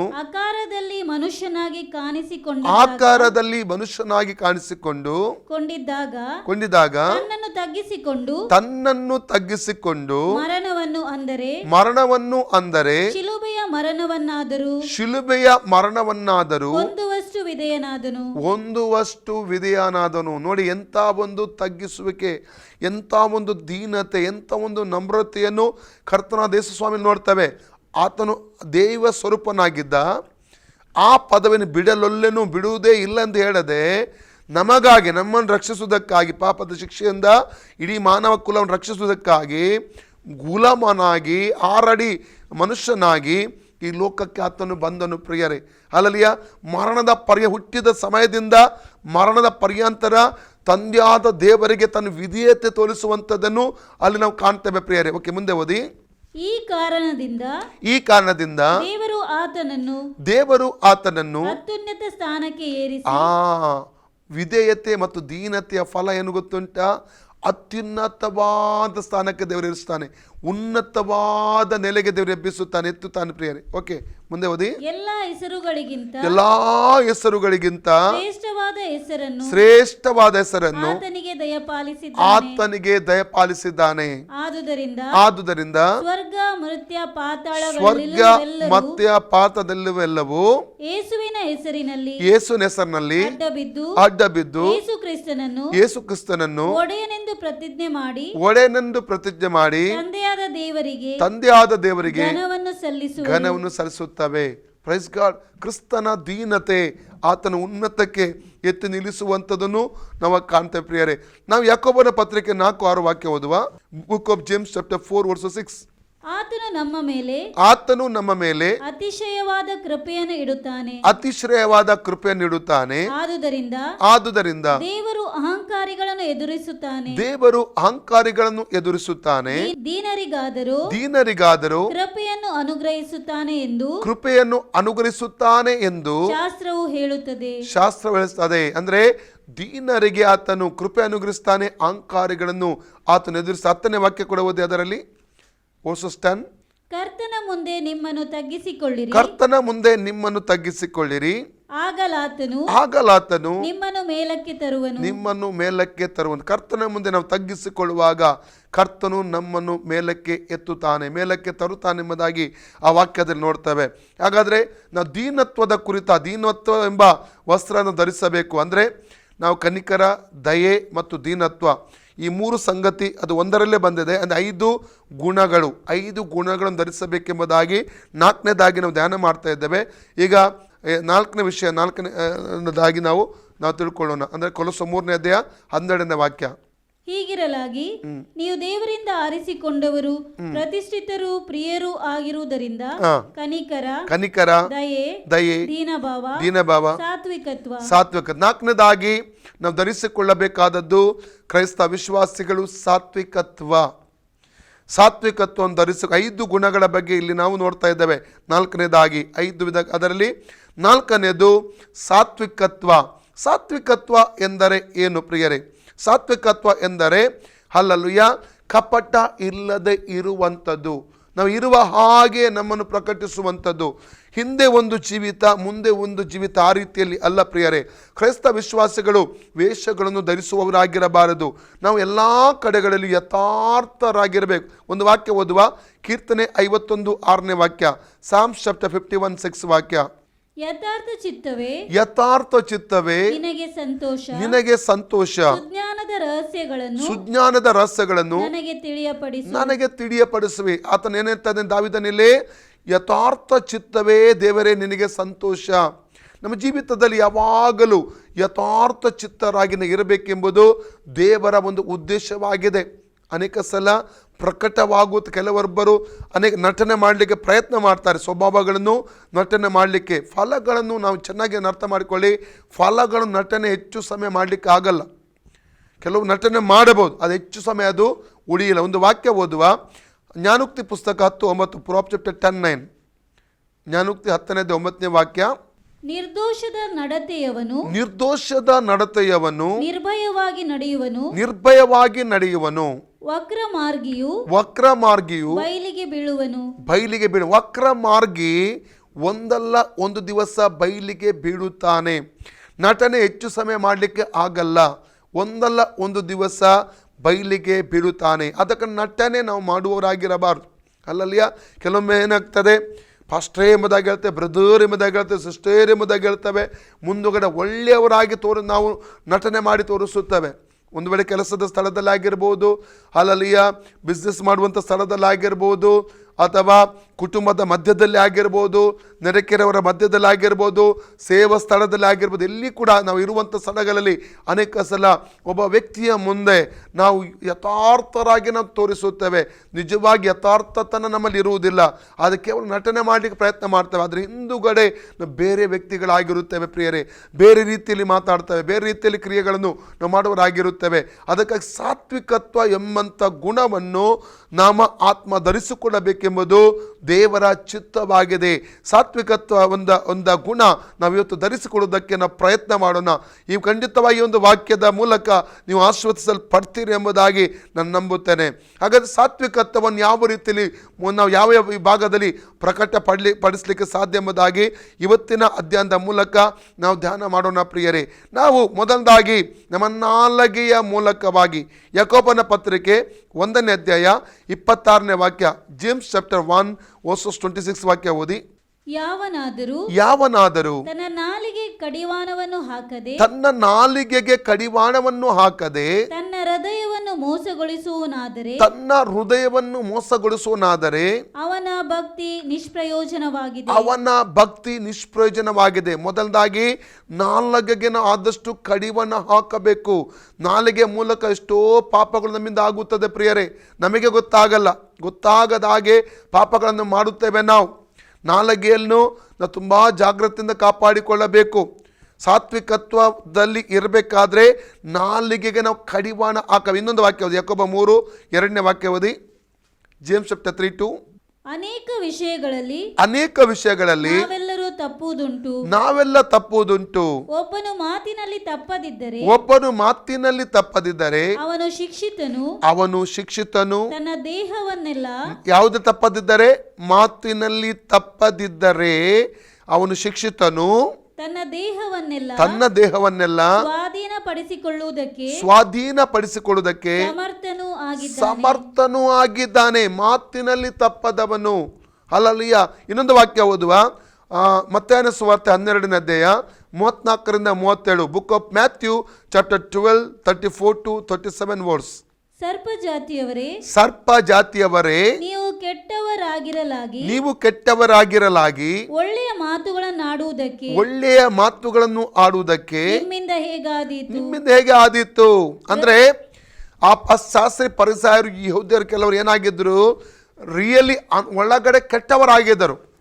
ಅವರನ್ನು ಕರ್ತನು ಚೆನ್ನಾಗಿ ಒಂದು ವಾಕ್ಯ ಅಲ್ಲಿ ಒಂದು ಬರೆದಿಟ್ಟು, ಜಾನ್ ಚಾಪ್ಟರ್ 2 23-25 ವಾಕ್ಯ ಓದುವ. ಯೋಹನ್ನ 2:23-25. ಆತನು ಪಸ್ಕ ಹಬ್ಬದ ಜಾತ್ರೆಯಲ್ಲಿ ಯೆರೂಸಲೇಮಿನೊಳಗೆ ಇದ್ದಾಗ ಬಹು ಜನರು ಆತನು ಮಾಡಿದ ಸೂಚಕ ಕಾರ್ಯಗಳನ್ನು ನೋಡಿ ಆತನ ಹೆಸರಿನಲ್ಲಿ ನಂಬಿಕೆ ಇಟ್ಟರು. ಆದರೆ ಯೇಸು ಎಲ್ಲರನ್ನೂ ಬಲ್ಲವನಾದ್ದರಿಂದ ಅವರಿಗೆ ವಶವಾಗಲಿಲ್ಲ. ಆತನು ಪ್ರತಿ ಮನುಷ್ಯನ ಆಂತರ್ಯವನ್ನು ತಿಳಿದವನಾದ ಕಾರಣ ಯಾವನು ಯಾವ ಮನುಷ್ಯನ ವಿಷಯದಲ್ಲಿಯೂ ಆತನಿಗೆ ಸಾಕ್ಷಿ ಕೊಡಬೇಕಾದ ಅವಶ್ಯವಿರಲಿಲ್ಲ. ಮನುಷ್ಯನ ಬಗ್ಗೆ ಸಾಕ್ಷಿ ಕೊಡುವಂತ ಅವಶ್ಯಕವಿರಲಿಲ್ಲ. ಈ ಶಾಸ್ತ್ರಿ ಪರಿಸರ ಹೇಗಿದ್ರು, ಮುಂದುಗಡೆ ಒಂದು ರೀತಿಯಲ್ಲಿ ಭಕ್ತಿ ಭಯಂಕರ ಇತ್ತು. ಅವರನ್ನು ಲೂಕ್ ಚಾಪ್ಟರ್ 11, ಲೂಕ್ 11ನೇ ಅಧ್ಯಾಯ ಓದೋದು ಬೇಡ, ಮ್ಯಾಥ್ಯೂ 23 ಚಾಪ್ಟರಲ್ಲಿ ಯೇಸು ಸ್ವಾಮಿ ಅವರನ್ನು ಖಂಡಿಸುವುದನ್ನು ನೋಡ್ತೇವೆ. ಲೂಕ್ 18:9-14 ವಾಕ್ಯದಲ್ಲಿ ಇಬ್ಬರು ವ್ಯಕ್ತಿಗಳು ಪ್ರಾರ್ಥನೆಗೆ ಹೋಗೋದು ನೋಡಿ. ಅದರಲ್ಲಿ ಒಬ್ಬ ಯೋಧಿ ಏನು ಮಾಡ್ತಾ ಇದ್ದಾನೆ, ಆ ಪರಿಸಯನಾಗಿ ಆ ಸುಂಕದವನಾಗಿ ನಾನಲ್ಲ, ವಾರಕ್ಕೆ ನಾನು 2 ಸಲ ಉಪವಾಸ ಮಾಡ್ತೇನೆ, ದಶಮ ಭಾಗ ಕೊಡ್ತೇನೆ, ತನ್ನ ನೀತಿಯನ್ನು ಕೊಚ್ಚಿಕೊಳ್ಳುವಂಥದ್ದು ನೋಡ್ತೇವೆ. ಈ ರೀತಿಯಾಗಿ ಮತ್ತಾಯನ ಸುವಾರ್ತೆ 6ನೇ ಅಧ್ಯಾಯದಲ್ಲಿ ಕೂಡ ನೋಡ್ತೇವೆ. ಪ್ರಾರ್ಥನೆ ಕೊಡುವ ವಿಷಯದಲ್ಲಿ, ಪ್ರಾರ್ಥಿಸುವಂಥ ವಿಷಯದಲ್ಲಿ ಜನರ ಮುಂದೆ ಮಾಡಬೇಡಿ, ಉಪವಾಸದ ವಿಷಯದಲ್ಲಿಯೂ ಜನರ ಮುಂದೆ ಮಾಡಬೇಡಿ ಅಂತ ಯೇಸು ಹೇಳ್ತಾರೆ. ಅದಕ್ಕೆ ಹಾಗೆ ಮಾಡಿದ ನಿಮಗೆ ಬರುವಂಥ ಪ್ರತಿಫಲ ಬಂದಾಯ್ತೆಂಬುದಾಗಿ ಯೇಸು ಹೇಳಿದನು. ಅಂದರೆ ಅವ್ರಿಗೆ ಯಥಾರ್ಥತೆ ಇರಲಿಲ್ಲ. ಜನರನ್ನು ತೋರಿಸುವುದಕ್ಕಾಗಿ ಭಕ್ತಿ ಕಾರ್ಯಗಳನ್ನು ಅವ್ರು ಮಾಡ್ತಾ ಇದ್ದರು. ಅವ್ರ ಜೀವಿತದಲ್ಲಿ ಒಂದು ಏನು ಹೇಳ್ತಾರೆ, ಕಪಟಿಗಳಾಗಿದ್ದರು, ಪಾಪದಲ್ಲಿ ಜೀವಿಸುತ್ತಿದ್ದರು. ಅವ್ರು ನೀತಿವಂತರಾಗಿ ತೋರಿಸುವಂಥವ್ರು. ಅದಕ್ಕಾಗಿ ಯೇಸು ಅವ್ರಿಗೆ ಏನು ಹೇಳ್ತಾ ಇದ್ದಾನೆ, ಸರ್ಪ ಜಾತಿಯವರೇ. ಅಂದರೆ ಈ ಒಂದು ಸರ್ಪದ ಸ್ವಭಾವ ಯಾವತ್ತೂ ಬದಲಾಗಲ್ಲ ಪ್ರೇರೆ. ಎಷ್ಟೇ ಅದಕ್ಕೆ ಹಾಲು ಕೊಟ್ಟು ಮನೆಯಲ್ಲಿ ಸಾಕಿರಿ, ಒಂದು ದಿವಸ ಅದು ಹಾಲು ಕೊಟ್ಟ ವ್ಯಕ್ತಿಗೇನೆ ಅದು ಕಚ್ಚುವಂಥದ್ದಾಗಿದೆ. ಅದಕ್ಕೆ ಸರ್ಪ ಜಾತಿಯವರೇ ಎಂಬುದಾಗಿ ಹೇಳ್ತಾರೆ. ಮುಂದೆ ಓದಿ. ಹೃದಯದಲ್ಲಿ ತುಂಬಿರುವುದೇ ಬಾಯಲ್ಲಿ ಹೊರಡುವುದು. ಒಂದೇ ಹೃದಯದಲ್ಲಿ ನಿಮ್ದು ಏನು ಒಳಗಡೆ ಇರ್ತದಲ್ಲ, ಅದು ಒಂದಲ್ಲ ಒಂದು ದಿವಸ ಅದು ಹೊರಗಡೆ ಬರ್ತದೆ, ಒಂದಲ್ಲ ಒಂದು ಸಮಯದಲ್ಲಿ ಅದು ಹೊರಗಡೆ ಬರ್ತದೆ. ಓಕೆ, ಮುಂದೆ ಓದಿ. ಇನ್ನೊಂದು ವಿಷಯ, ನಿಮ್ಮ ಒಳಗಡೆ ದ್ವೇಷ ಇದ್ದರೆ, ನಿಮ್ಮ ಒಳಗಡೆ ಅಗೆತನ ಇದ್ದರೆ, ನಿಮ್ಮ ಒಳಗಡೆ ಮೋಸ ಇದ್ದರೆ, ನಿಮ್ಮ ಒಳಗಡೆ ವಂಚನೆ ಗಟ್ಟಿಯಾಗಿ ಇಟ್ಟುಕೊಂಡಿದ್ದಾರೆ, ಅಲ್ಲಲ್ವಯ್ಯ, ಅದು ಒಂದಲ್ಲ ಒಂದು ಸಮಯದಲ್ಲಿ ಅದು ಹೊರಗಡೆ ಬರ್ತದೆ. ಇದಕ್ಕೆ ಹೇಳ್ತಾರೆ ಕಪಟತನ ಎಂಬುದಾಗಿ. Praise God. ಅದು ಸಾತ್ವಿಕತ್ವ ಅಲ್ಲ, ಕಪಟತನ ಎಂಬುದಾಗಿ ಇದು ಯಥಾರ್ಥತ್ವ ಅಲ್ಲ ಪ್ರಿಯರೇ. ಅದಕ್ಕಾಗಿ ನಾವು ನಮ್ಮನ್ನು ಯಾವಾಗಲೂ ಪರೀಕ್ಷೆ ಮಾಡ್ತಾ ಇರಬೇಕು ಪ್ರಿಯರೇ. ಓಕೆ, ಮುಂದೆ ಓದಿ. ಒಳ್ಳೆಯವನು ತನ್ನ ಒಳ್ಳೆಯ ಬೊಕ್ಕಸದೊಳಗಿಂದ ಒಳ್ಳೆಯ ವಸ್ತುಗಳನ್ನು ತೆಗೆಯುತ್ತಾನೆ. ಕೆಟ್ಟವನು ಕೆಟ್ಟ ಬೊಕ್ಕಸದೊಳಗಿಂದ ಕೆಟ್ಟ ವಸ್ತುಗಳನ್ನು ತೆಗೆಯುತ್ತಾನೆ. ಇದಲ್ಲದೆ ನಾನು ನಿಮಗೆ ಹೇಳುವುದೇನೆಂದರೆ ಮನುಷ್ಯರು ಸುಮ್ಮನೆ ಆಡುವ ಪ್ರತಿಯೊಂದು ಮಾತಿನ ವಿಷಯವಾಗಿ ನ್ಯಾಯ ವಿಚಾರಣೆಯ ದಿವಸದಲ್ಲಿ ಉತ್ತರ ಕೊಡಬೇಕು. ನಿನ್ನ ಮಾತುಗಳಿಂದಲೇ ನೀತಿವಂತನೆಂದು ತೀರ್ಪು ಹೊಂದುವಿ. ನಿನ್ನ ಮಾತುಗಳಿಂದಲೇ ಅಪರಾಧಿ ಎಂದು ತೀರ್ಪು. ಅದಕ್ಕೆ ನಮ್ಮ ಮಾತುಗಳ ಕುರಿತು ತುಂಬಾ ಗಮನ ಕೊಡಬೇಕು. ಅಲ್ಲಲ್ಲಿಯ ನಾವು ಯಥಾರ್ಥತರು ಅಥವಾ ಸಾತ್ವಿಕತರು ಎಂಬುದಾಗಿ ತಿಳ್ಕೋಬೇಕಾದ್ರೆ ನಾವೇನು ನಮ್ಮ ಮಾತುಗಳ ಬಗ್ಗೆ ತುಂಬ ನಾವು ಗಮನ ಹರಿಸಬೇಕು. ಯೋಹನ್ನ 1:47 ಜಾನ್ ಚಾಪ್ಟರ್ 1:47 ಕರ್ತನ ದೇಶಸ್ವಾಮಿ ಆ ಒಂದು ನತಾನಿಯೇಲನನ್ನು ಕುರಿತು ಹೇಳ್ತಾ ಇದ್ದಾನೆ, ಇವನು ನಿಜವಾದ ಇಸ್ರೇಲನು, ಕಪಟ ಇಲ್ಲದವನು. ಸಿಕ್ಕಿದ್ರೆ ಓದಿ ವಾಕ್ಯ. ಯೇಸು ತನ್ನ ಕಡೆಗೆ ಬರುವ ನತಾನಾಯೇಲನನ್ನು ಕಂಡು ಆ. ಅವನ ವಿಷಯವಾಗಿ ಆ. ಈಗೋ ಇವನು ನಿಜವಾದ ಇಸ್ರಾಯೇಲನು, ಇವನು ನಿಜವಾದ ಇಸ್ರೇಲನು, ಇವನಲ್ಲಿ ಕಪಟವಿಲ್ಲ ಅಂದನು. ಇವನಲ್ಲಿ ಕಪಟ ಇಲ್ಲ ಎಂಬುದಾಗಿ ಹೇಳುವಂಥದ್ದನ್ನು ಕಾಣ್ತಾ ಇದ್ದೇವೆ ಪ್ರಿಯರೇ. ಹಲ್ಲೆಲೂಯಾ. ಆಗ ದೇವರು ನಮ್ಮ ಬಗ್ಗೆ ಕೂಡ ಅದೇ ವಿಧವಾದ ಸಾಕ್ಷಿಯನ್ನು ಕೊಡಬೇಕು. ಹಾಗಾದರೆ ಮೊದಲನೇದಾಗಿ ನಾಲಿಗೆಯನ್ನು ಕಾಪಾಡಿಕೊಳ್ಳುವಂಥದ್ದು. ದೇವರ ಮಕ್ಕಳದ ನಾವು ನಾಲಿಗೆಯ ಬಗ್ಗೆ ತುಂಬ ನಾವು ಏನು ಮಾಡಬೇಕು, ಗಮನವನ್ನು ಹರಿಸುವವರಾಗಿರಬೇಕು. ಇದರಲ್ಲಿ ನಾವು ಯಥಾರ್ಥರಾಗಿರಬೇಕು. ಇದರಲ್ಲಿ ಸಾತ್ವಿಕರಾಗಿ ನಾವು ಲೋಕದಲ್ಲಿ ಇರುವವರಾಗಿರಬೇಕು. ಮೊದಲನೇದಾಗಿ ಸುಳ್ಳು ಹೇಳುವಂಥದ್ದು. ನಾವು ಎಫೆಸ ಪತ್ರಿಕೆ 4ನೇ ಅಧ್ಯಾಯ 25ನೇ ವಾಕ್ಯ ಓದಿಕೊಳ್ಳೋಣ. Book of Ephesians chapter 4:25. ಆದ ಕಾರಣ ಸುಳ್ಳಾಡುವುದನ್ನು ಬಿಟ್ಟು ಬಿಟ್ಟು ಪ್ರತಿಯೊಬ್ಬನು ತನ್ನ ನೆರೆಯವನ ಸಂಗಡ ಸತ್ಯವನ್ನೇ ಆಡಲಿ. ಯಾಕೆಂದರೆ ನಾವು ಒಬ್ಬರಿಗೊಬ್ಬರು ಅಂಗಗಳಾಗಿದ್ದೇವೆ. ಒಬ್ಬರಿಗೊಬ್ಬರು ಒಂದೇ ದೇಹದ ಅಂಗಗಳನ್ನಾಗಿದ್ದೇವೆ. ಆದ ಕಾರಣ ಒಬ್ಬರಿಗೊಬ್ಬರು ಸುಳ್ಳನ್ನು ಆಡದೆ ನಾವು ಸತ್ಯವನ್ನು ಆಡಬೇಕು. ಯಾಕೆ ಸತ್ಯವನ್ನೇ ಆಡಬೇಕಂತ ಯೇಸು ಹೇಳ್ತಾನೆ? ಹಲ್ಲೆಲೂಯಾ. ಎರಡು ಕಾರಣ ಉಂಟು. ಒಂದನೇದ್ದು ಯೋಹನ್ನ 8:44. ನಾವು ಜಾನ್ ಚಾಪ್ಟರ್ 8:44 ಓದುವ.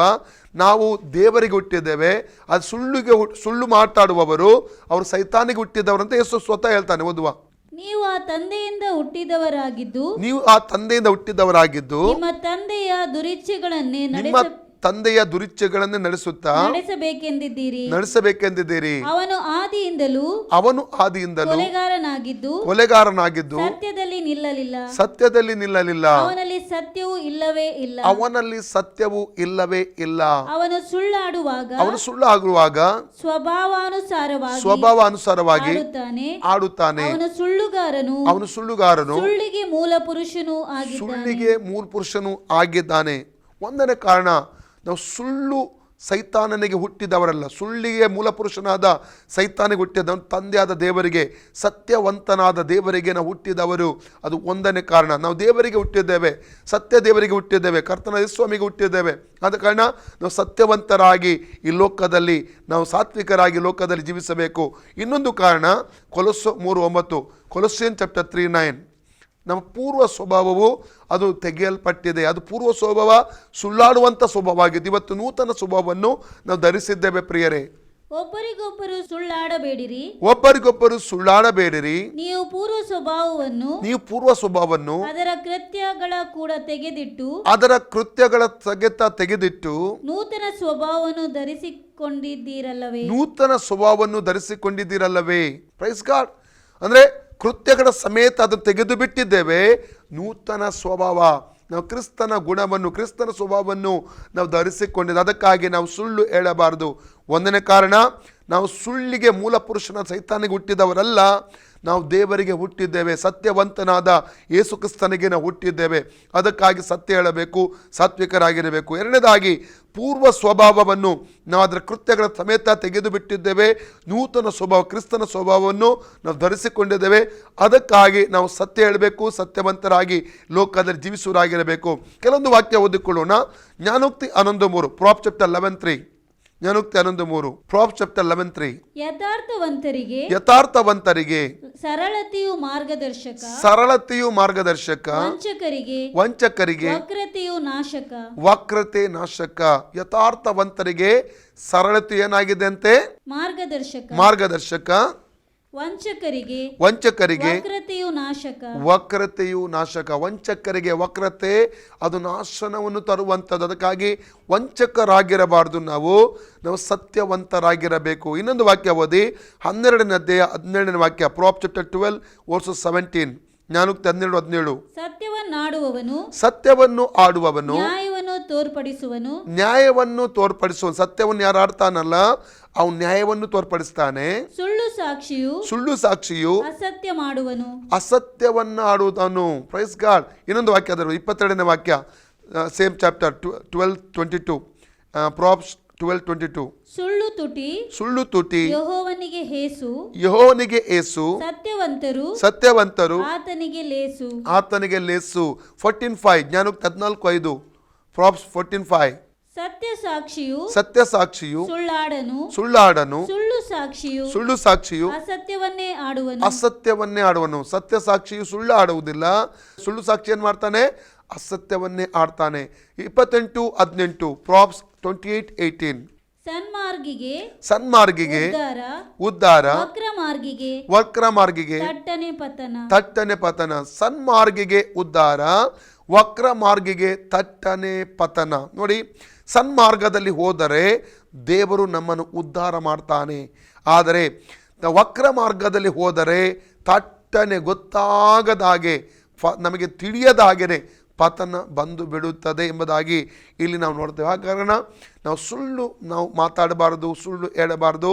ಅಂದರೆ ಸಾತ್ವಿಕತ್ವ ಎಂಬುದಾಗಿ ಹೇಳುವುದಾದರೆ ಮೊದಲದಾಗಿ ಸುಳ್ಳು ಹೇಳುವಂಥದ್ದಲ್ಲ, ವಂಚನೆ ಮಾಡುವಂಥದ್ದಲ್ಲ, ಮೋಸ ಮಾಡುವಂಥದ್ದಲ್ಲ. ನಾವು ಸತ್ಯವಂತರಾಗಿ ಜೀವಿಸುವಂಥದ್ದಾಗಿದೆ. ನಾಲಿಗೆಯ ಮೂಲಕ ನಾವು ಸತ್ಯವಂತರಾಗಿ ಲೋಕದಲ್ಲಿ ಜೀವಿಸುವಂಥ ಒಂದು ಅನುಭವ ಆಗಿದೆ ಎಂಬುದಾಗಿ ನಾನು ಹೇಳ್ತೇನೆ ಪ್ರಿಯರೇ. ಎರಡನೇದಾಗಿ ಮತ್ತಾಯನ ಸುವಾರ್ತೆ 7ನೇ ಅಧ್ಯಾಯ 1-5 ವಾಕ್ಯ, ಮ್ಯಾಥ್ಯೂ ಚಾಪ್ಟರ್ 7 1-5. ಆ್ಯಕ್ಚುಲಿ 1-5 ಹೌದು. ಅಲ್ಲಿ ತೀರ್ಪು ಮಾಡದೇ ಇರುವಂಥದ್ದು. ಇನ್ನೊಂದು ವ್ಯಕ್ತಿಗೆ ಮಾಯ ಮೂಲಕ ನಾವು ಏನು ಮಾಡ್ತೇವೆ? ಅನೇಕ ಏನು ಮಾಡ್ತೇವೆ? ಮುಂದುಗಡೆ ಸಾತ್ವಿಕರಾಗಿ ನಟನೆ ಮಾಡ್ತವೆ, ಆದರೆ ಅವರ ಬೆನ್ನ ಹಿಂದೆ ಅವರಿಗೆ ನಾವು ತೀರ್ಪು ಮಾಡಿ ಬಿಡ್ತವೆ. ಈ ವ್ಯಕ್ತಿ ಸರಿಯಲ್ಲ, ಈ ವ್ಯಕ್ತಿ ಸರಿಯಿಲ್ಲ, ಅವರಲ್ಲಿ ಇರುವಂಥ ಕುಂದುಕೊರತೆ ಎತ್ತಿ ಹೇಳುವಂಥದ್ದು. ನೋಡಿ, ಅವರು ಈ ರೀತಿ ತಪ್ಪು ಮಾಡ್ತಾ ಇದ್ದಾರೆ. ಯಾಕೆ ಹಾಗೆ ಆಗ್ತದೆ ಗೊತ್ತುಂಟಾ? ಒಂದು ವಾಕ್ಯ ಕೊಡ್ತೇನೆ, ಅಲ್ಲಿಂದ ಬರಲಿಡಿ, ಅಲ್ಲಿ ಪುನಃ ಬರ್ತವೆ. ಜ್ಞಾನೋಕ್ತಿ 30:12 ಪ್ರಾಬ್ಸ್ ಚಾಪ್ಟರ್ 30:12. ತಮ್ಮ ಕೊಳೆಯನ್ನು ತೊಳಕೊಳ್ಳದೆ ತಾವೇ ಶುದ್ಧರೆಂದು ಎನಿಸಿಕೊಳ್ಳುವ ಬೇರೊಂದು ತರದವರುಂಟು. ತಮ್ಮ ಕೊಳೆಯನ್ನು ತೊಳಕೊಳ್ಳದೆ ತಮ್ಮನ್ನೇ ಶುದ್ಧರೆಂದು ಎಣಿಸಿಕೊಳ್ಳುವ ಬೇರೊಂದು ತರದವರುಂಟು ಎಂಬುದಾಗಿ ಇಲ್ಲಿ ನೋಡ್ತೇವೆ. ಓಕೆ, ಮ್ಯಾಥ್ಯೂ ಚಾಪ್ಟರ್ 7 1-5 ಗೆ ಬರುವ. ತೀರ್ಪು ಮಾಡಬೇಡಿರಿ, ಹಾಗೆ ನಿಮಗೂ ತೀರ್ಪಾಗುವುದಿಲ್ಲ. ನಾವೇನ್ ಮಾಡಬಾರ್ದು? ಇನ್ನೊಬ್ಬರಿಗೆ ತೀರ್ಪು ಮಾಡಬಾರದು. Praise God. ಇನ್ನೊಂದು ವ್ಯಕ್ತಿಯನ್ನು ನೋಡಿ, ಅಲ್ಲಲ್ಲಿಯ ಯಾವತ್ತೂ ತೀರ್ಪು ಮಾಡಬಾರದು. ಕೆಲವೊಬ್ಬರು ಧರಿಸುವಂಥ ಬಟ್ಟೆಗಳನ್ನು ನೋಡಿ, ಕೆಲವೊಬ್ಬರು ಅಲ್ಲಲ್ಲಿಯ ನಡೆಯುವಂಥ ರೀತಿಯನ್ನು ನೋಡಿ, ಕೆಲವೊಬ್ಬರು ಮಾತಾಡುವಂಥ ರೀತಿಯನ್ನು ತೀರ್ಪು ಮಾಡಿ ಬಿಡುತ್ತೇವೆ. ಆ್ಯಕ್ಚುಲಿ ಅವರು ನಮಗಿಂತಲೂ ಒಳ್ಳೆ ಪರಿಶುದ್ಧತೆಯಲ್ಲಿರ್ತಾರೆ, ನಮಗಿಂತಲೂ ಒಳ್ಳೆಯವರು ಇರ್ತಾರೆ. ಅದು ಅನೇಕ ಸಲ ನಮಗೇನು ಮಾಡ್ತೇವೆ? ಅಲ್ಲಲ್ಲಿಯ ಮುಂದುಗಡೆ ಸಿಗುವಾಗ ವ್ಯಕ್ತಿಗಳು, ಓ ಪ್ರೈಸಲೋ ಬ್ರದರ್, ಪ್ರೈಸಲೋ ಸಿಸ್ಟರ್, ಹೇಗಿರ್ತೇವೆ ನಾವು. ಆದರೆ ಅವರ ಬೆನ್ನ ಹಿಂದೆ ಏನು ಮಾಡ್ತೇವೆ? ತೀರ್ಪು ಮಾಡಿಬಿಡ್ತೇವೆ. ಅವರು ಸರಿಯಿಲ್ಲ, ಇವರು ಸರಿಯಿಲ್ಲ, ಅಲ್ಲಲ್ಲಿಯ ಅವರ ಗಂಡ ಸರಿಯಿಲ್ಲ, ಅವರ ಹೆಂಡತಿ ಸರಿಯಿಲ್ಲ, ಅವರ ಮಕ್ಕಳು ಸರಿಯಿಲ್ಲ, ತೀರ್ಪು ಮಾಡಿಬಿಡ್ತೇವೆ. ಕಣ್ಣಿಗೆ ತೋಚಿದ್ದ ಒಂದು ವಾಕ್ಯ ನೆನಪಿ ಬರ್ತದೆ. ಯೇಸು ಸ್ವಾಮಿಯ ಗುಣ ಏನಾಗಿತ್ತು ಗೊತ್ತುಂಟಾ? ಕಣ್ಣಿಗೆ ತೋಚಿದಾಗೆ ತೀರ್ಪು ಆತನು ಮಾಡ್ತಾ ಇರಲಿಲ್ಲ. ನಾವು ಐಸಾಯ ಚಾಪ್ಟರ್ 11:3 ನಾವು ಬರುವ, ಏಷ್ಯಾ 11:3 ಅಲ್ಲಿಂದ ಬರಲಿಟ್ಟು ಆತನು ಕಣ್ಣಿಗೆ ಕಂಡ ಹಾಗೆ ತೀರ್ಪು ಮಾಡ್ತಾ ಇರಲಿಲ್ಲ ಯೇಸು ಸ್ವಾಮಿ. ಓದಿ. ಯೆಹೋವನ ಭಯವು ಅವನಿಗೆ ಪರಿಮಳಿಸುವುದು. ಯೆಹೋವನ ಭಯವು ಆತನಿಗೆ, ಆತನ ಯೇಸು ಕ್ರಿಸ್ತನ ಕುರಿತು ಹೇಳ್ತದೆ ಈ ವಾಕ್ಯ. ಅವನು ಕಣ್ಣಿಗೆ ಕಂಡಂತೆ ತೀರ್ಪು ಮಾಡುವುದಿಲ್ಲ, ಕಿವಿಗೆ ಬಿದ್ದಂತೆ ನಿರ್ಣಯಿಸುವುದಿಲ್ಲ. ಕಣ್ಣಿಗೆ ಕಂಡ ಹಾಗೆ ನಾವು ಏನು ಮಾಡಬಾರ್ದು? ತೀರ್ಪು ಮಾಡಬಾರ್ದು. ಒಮ್ಮೆ ನನಗೆ ಫೇಸ್ಬುಕ್ಕಲ್ಲಿ ನಾನು 1-2 ವರ್ಷ ಆಗಿರಬೇಕಂತ ಕಾಣ್ತದೆ, ಒಂದು ಪೋಸ್ಟರ್ ನಾನು ನೋಡಿದೆ ಫೇಸ್ಬುಕ್ಕಲ್ಲಿ. ಒಂದು ಕಡೆಯಿಂದ ಒಬ್ಬ ಹುಡುಗ ಬರ್ತಾನೆ, ಇನ್ನೊಂದು ಕಡೆ ಹುಡುಗಿ. ಅದು ಆ್ಯಕ್ಚುಲಿ ಇವರ ರಸ್ತೆಯಲ್ಲಿ ಇವರು ಹೋಗ್ತಾ ಇದ್ದಾರೆ, ಅವರ ರಸ್ತೆಯಲ್ಲಿ ಅವರು. ಆ ಹುಡುಗನ ರಸ್ತೆ ಹೋಗ್ತಾನೆ, ಹುಡುಗಿಯ ರಸ್ತೆಯಲ್ಲಿ ಹೋಗ್ತಾ ಇದ್ದಾರೆ. ದಾರಿಯಲ್ಲಿ ಎದುರು ಬದುರು ಹೀಗೆ ಹೋಗ್ತಾ ಇದ್ದಾರೆ, ಪಾಸ್ ಆಗಿ ಹೀಗಿದ್ದಾರೆ ಅವರು. ಅವರಿಬ್ಬರು ನೆರಳುಗಳು ಒಟ್ಟಿಗೆ ಆದಾಗ ಅವರು ಕಿಸ್ ಕೊಡುವ ಹಾಗೆ ಬರ್ತಾ ಉಂಟದು ನೆರಳು. ಅಂದರೆ ಅದರಲ್ಲಿ ಆ ಪೋಸ್ಟರ್ ಹಾಕಿದ ವ್ಯಕ್ತಿ ಬರೆದಿದ್ದಾನೆ, ನೆರಳನ್ನು ಕೂಡ ನಂಬಬೇಡ. ಅನೇಕ ಸಲ ಅಂದರೆ ನಾವು ಏನು ಮಾಡ್ತೇವೆ? ನೆರಳನ್ನು ನೋಡಿಕೊಂಡು ಅನೇಕ ಸಲ ಏನು ಮಾಡ್ತೇವೆ? ಇವರಲ್ಲಿ ಅಕ್ರಮ ಸಂಬಂಧ ಇದೆ ಎಂಬುದಾಗಿ ತೀರ್ಮಾನ ಮಾಡಿಬಿಡ್ತೇವೆ. ಕಣ್ಣಿಗೆ ಕಂಡಂತೆ. ಒಮ್ಮೆ ಒಬ್ಬ ಸೇವಕರು, ಒಂದು ಹತ್ತಿರದ ಒಂದು ಊರಿನ ಒಬ್ಬ ಸೇವಕರು, ಅವ್ರದ್ದು ಬಜಾಜ್ M80 ಇತ್ತು ಅವರ ಹತ್ರ. ಅವರು ಪೆಟ್ರೋಲ್ ಖಾಲಿ ಆಯಿತು, ಏನು ಮಾಡೋದು? ರಿಕ್ಷಾದ್ರ ಹತ್ರ ಕೇಳಿದರು. ನಮಗೆ ಪೆಟ್ರೋಲ್ ಕೊಡ್ತೇವೆ, ಅದು ನಿಮಗೆ ಬಾಟ್ಲಿ ಬೇಕಂತ ಕೇಳಿದರು. ಅಂದರೆ ಅಟ್ಲೀಸ್ಟ್ ಪೆಟ್ರೋಲ್ ಬಂಪ್ಗಾರು ಹೋಗಲಿಕ್ಕೆ ಬೇಕಾದರೂ ಅವರಿಗೆ ಪೆಟ್ರೋಲ್ ಬೇಕಾಗಿತ್ತು. ಹಾಗಲ್ಲಿ ಹತ್ತಿರದ ಬಿಯರ್ ಬಾರ್ ಇತ್ತು. ಅವರು ಬೇರೆ ವಿಧಿ ಇಲ್ಲದೆ ಆ ಬಿಯರ್ ಬಾರ್ ಮಾಲಕನ ಬಳಿ ಹೋಗಿ ನನಗೊಂದು ಖಾಲಿ ಬಾಟ್ಲಿ ಇದ್ದರೆ ಕೊಡಿ ಅಂತ. ಇವ್ರು ಬಿಯರ್ ಬಾರ್ ಒಳಗೆ ಹೋಗುವುದು, ಅಲ್ಲಿಂದ ತಿರುಗಿ ಬರುವುದು ಯಾರೋ ನೋಡಿಬಿಟ್ರು, ಯಾರು ವಿಶ್ವಾಸಿಗಳು ನೋಡಿಬಿಟ್ರು. ಇವ್ರು ಯಾಕೆ ಹೋಗಿದ್ದಾರೆ, ಯಾಕೆ ಯಾರಿಗೂ ಕೂಡ ಗೊತ್ತಿಲ್ಲ ವಿಷಯ. ದೂರದಿಂದ ಒಬ್ಬ ವಯಸ್ಸು ನೋಡಿಬಿಟ್ರು, ಎಲ್ಲ ಕಡೆ ಹಬ್ಬಿಸಿಬಿಟ್ರು, ನಮ್ಮ ಪಾಸ್ಟರ್ ಬಿಯರ್ ಬಾರಿಗೆ ಹೋಗಿದ್ರು, ನಮ್ಮ ಪಾಸ್ಟರ್ ಬಿಯರ್ ಬಾರಿಗೆ ಹೋಗಿದ್ರು. ಹಾಗೆ ಅನೇಕ ಸಲ ಆಗುತ್ತದೆ ಪ್ರಿಯರೇ. Praise God. ಅದು ಈವನ್ ಅವರ ಸಭೆಯ ಒಳಗಡೆ ಬಂದು ಪಾಸ್ಟರ್ವರೆಗೆ ಕೂಡ ಆ ವಿಷಯ ಬಂತು. ಕೊನೆಗೆ ಮೆಸೇಜಲ್ಲಿ ಒಂದು ದಿವಸ ಪಾಸ್ಟರ್ ವಿಷಯ ಹೇಳಿದ್ರು, ಹೀಗೆ ನಡೆದಿತ್ತು, ನನಗೆ ನಾನು ಬಿಯರ್ ಬಾರಿಗೆ ಹೋಗಿದ್ದೆ ಎಂಬುದಾಗಿ ಹೇಗೆ ಅವರು ಹೇಳಿಬಿಟ್ರು ಪ್ರಿಯರೇ. ಅನೇಕ ಸಲ ಏನು ಮಾಡ್ತೇವೆ, ಕಣ್ಣಿಗೆ ಕಂಡಂತೆ ಕಿವಿಗೆ ಬಿದ್ದಂತೆ ನಾವು ತೀರ್ಪು ಮಾಡಿಬಿಡ್ತೇವೆ. ಅಲ್ಲಲ್ಲಯ್ಯ, ನಾವು ತೀರ್ಪು ಹಾಗೆ ರೀತಿಯಲ್ಲಿ ಒಂದು ವಾಕ್ಯ ಓದುವ, ಯಾಕೋಬ 2ನೇ ಅಧ್ಯಾಯ 8-10 ವಾಕ್ಯ ಓದಿ. ಆದರೂ ಶಾಸ್ತ್ರಕ್ಕೆ ಸರಿಯಾಗಿ ನಿನ್ನ ನೆರೆಯವನನ್ನು ನಿನ್ನಂತೆಯೇ ಪ್ರೀತಿಸಬೇಕೆಂಬ ರಾಧಾಜ್ಞೆಯನ್ನು ನೀವು ನೆರವೇರಿಸುತ್ತಿದ್ದರೆ ನೀವು ಒಳ್ಳೆಯದನ್ನು ಮಾಡುವವರು. ಅದನ್ನು ಬಿಟ್ಟು ಪಕ್ಷಪಾತ ತೋರಿಸುವವರಾಗಿದ್ದರೆ ನೀವು ಪಾಪ ಮಾಡುವವರಾಗಿದ್ದು ಅಪರಾಧಿಗಳೆಂದು ಧರ್ಮಶಾಸ್ತ್ರದಿಂದ ತೀರ್ಮಾನಿಸಲ್ಪಡುತ್ತೀರಿ. ಯಾಕೆಂದರೆ ಯಾವನಾದರೂ ಧರ್ಮಶಾಸ್ತ್ರವನ್ನೆಲ್ಲ ಕೈಕೊಂಡು ನಡೆದು ಒಂದೇ ಒಂದರಲ್ಲಿ ತಪ್ಪಿದರೆ ಅವನು ಎಲ್ಲ ವಿಷಯದಲ್ಲಿಯೂ ಅಪರಾಧಿಯಾಗುತ್ತಾನೆ. ವ್ಯಭಿಚಾರ ಮಾಡಬಾರದೆಂದು ಹೇಳಿದವನೇ ನರಹತ್ಯ ಮಾಡಬಾರದೆಂತಲೂ ಬೇಡ, ಅದು ಬೇಡ. Okay okay. ತೀರ್ಪು ಮಾಡುವುದರ ವಿಷಯ, ಕಣ್ಣಿಗೆ ಕಂಡ ಹಾಗೆ ತೀರ್ಪು ಮಾಡುವಂಥದ್ದು ಪ್ರಿಯರೇ. ನಾವು ಕಣ್ಣಿಗೆ ಕಂಡ ಹಾಗೆ ನಾವು ಯಾವ ಮನುಷ್ಯನಿಗೆ ತೀರ್ಪನ್ನು ಕೊಡಬಾರ್ದು. ಯೇಸು ಸ್ವಾಮಿ ಕಣ್ಣಿಗೆ ಕಂಡಾಗೆ ತೀರ್ಪು ಕೊಡೋದಿಲ್ಲ, ಕಿವಿಗೆ ಬಿದ್ದ ಹಾಗೆ. ಕೆಲವರು ಬಂದು ಮಾತಾಡ್ತಾರೆ, ಹೇಗೆ ಮಾತಾಡ್ತಾರೆ, ಅವನೊಟ್ಟಿಗೆ ಹೋಗ್ತಾ ಇದ್ದ, ಅವಳೊಟ್ಟಿಗೆ ಹೋಗ್ತಾ ಇದ್ದ ಎಂಬುದಾಗಿ. ಒಮ್ಮೆ ಇಲ್ಲಿ ಬಂದ ಪಾಸ್ಟರ್ ಥಾಮಸ್ ಸ್ಮಿತ್ ಎಂಬುದಾಗಿ ನಮ್ಮ ಒಳ್ಳೆಯ ಸ್ನೇಹಿತರು. ಸುಮಾರು ಒಂದು 18-20 ವರ್ಷದಿಂದ ನನಗೆ ಅವ್ರ ಪರಿಚಯ. ಅವರು ಒಂದು ವಿಷಯ ನಮ್ಮ ಸಭೆಗೆ ಬಂದಾಗ ಮೆಸೇಜಲ್ಲಿ ಒಂದು ವಿಷಯ ಹೇಳಿದರು. ಒಂದು ದಿವಸ ಅವರ ಅತ್ತಿಗೆ ಅಂದರೆ ಅಣ್ಣನ ವೈಫನ್ನು ಅವರು ಬೈಕಲ್ಲಿ ಕರ್ಕೊಂಡು ಹೋಗ್ತಿದ್ರಂತೆ. ಬೈಕಲ್ಲಿ ಕರ್ಕೊಂಡು ಯಾರೋ ಒಬ್ಬರು ಸೇವಕರು ನೋಡಿದ್ರಂತೆ. ನೋಡಿ ಅವರು ಹೀಗೆ ನೋಡ್ತಾ ದೂರದ, ಇವನು ತುಂಬ ವರ್ಷ ಹೇಗಿದ್ದೀರಿ, ಒಳ್ಳೆ ಮಾತಾಡಿದಂತೆ, ಹುಷಾರಿದ್ದೇನೆ ಅಂತ, ಈಗ ಮಾರ್ಕೆಟಿಗೆ ಬಂದಿರೋ ಹೌದು ಅಂತ. ಪುನಃ ಅವರು ಹಿಂಬಾಲಿಸಿಕೊಂಡು ಬರ್ತಾ ಇದ್ದಾರೆ ಅಂತ ನೋಡಿ. ಕೊನೆಗೆ ಇವ್ರಿಗೆ ಏನಮ್ಮ ಸಡನ್ಲಿ ಅರ್ಥ ಆಯಿತು, ಇವ್ರು ಯಾಕೆ ಬರ್ತಾ ಇದ್ದಾರೆ ಅಂದೆ. ನಿಲ್ಲಿಸಿದ್ದಾರಂತೆ ಅವರು ಬೈಕನ್ನು. ಮತ್ತು ಅವರು ನಿಲ್ಲಿಸಿ ಹೇಳಿದರೆ, ಪಾಸ್ಟ್ರೆ ಇದು ನನ್ನ ಅಣ್ಣನ ಹೆಂಡತಿ, ನನ್ನ ಅತ್ತಿಗೆ ಎಂಬುದಾಗಿ ಹೇಳಿ ಪರಿಚಯ ಮಾಡಿ, ಓ ಹೌದು ಹಾಗೆ ಭಾಷೆ ಆಯ್ತಾಯ್ತಂತ ಅವ್ರು ಹೋಗಿಬಿಟ್ರಂತೆ. ಅನೇಕ ಏನಾಗ್ತದೆ, ನಾವು ಕಣ್ಣಿಗೆ ಕಂಡ ಹಾಗೆ ಕಿವಿಗೆ ಬಿದ್ದ ಹಾಗೆ ತೀರ್ಪು ಕೊಡಬಾರ್ದು. ಬೇರೆಯವರ ಕುರಿತಾಗಿ, ಇನ್ನೊಬ್ಬರ ಕುರಿತಾಗಿ ನಮ್ಮ ಬೇರೆ ಏನನ್ನು ಅವ್ರು ಸರಿಯಿಲ್ಲ ವ್ಯಕ್ತಿ, ಈ ಸರಿಯಿಲ್ಲ ಎಂಬುದು ಅನೇಕರು ಬಂದು ಹೇಳ್ಬೋದು. ಅವರು ಕೇಳಿದ್ದನ್ನು ಹಾಗೆ ನಾವು ತೀರ್ಮಾನಿಸಬಾರ್ದು.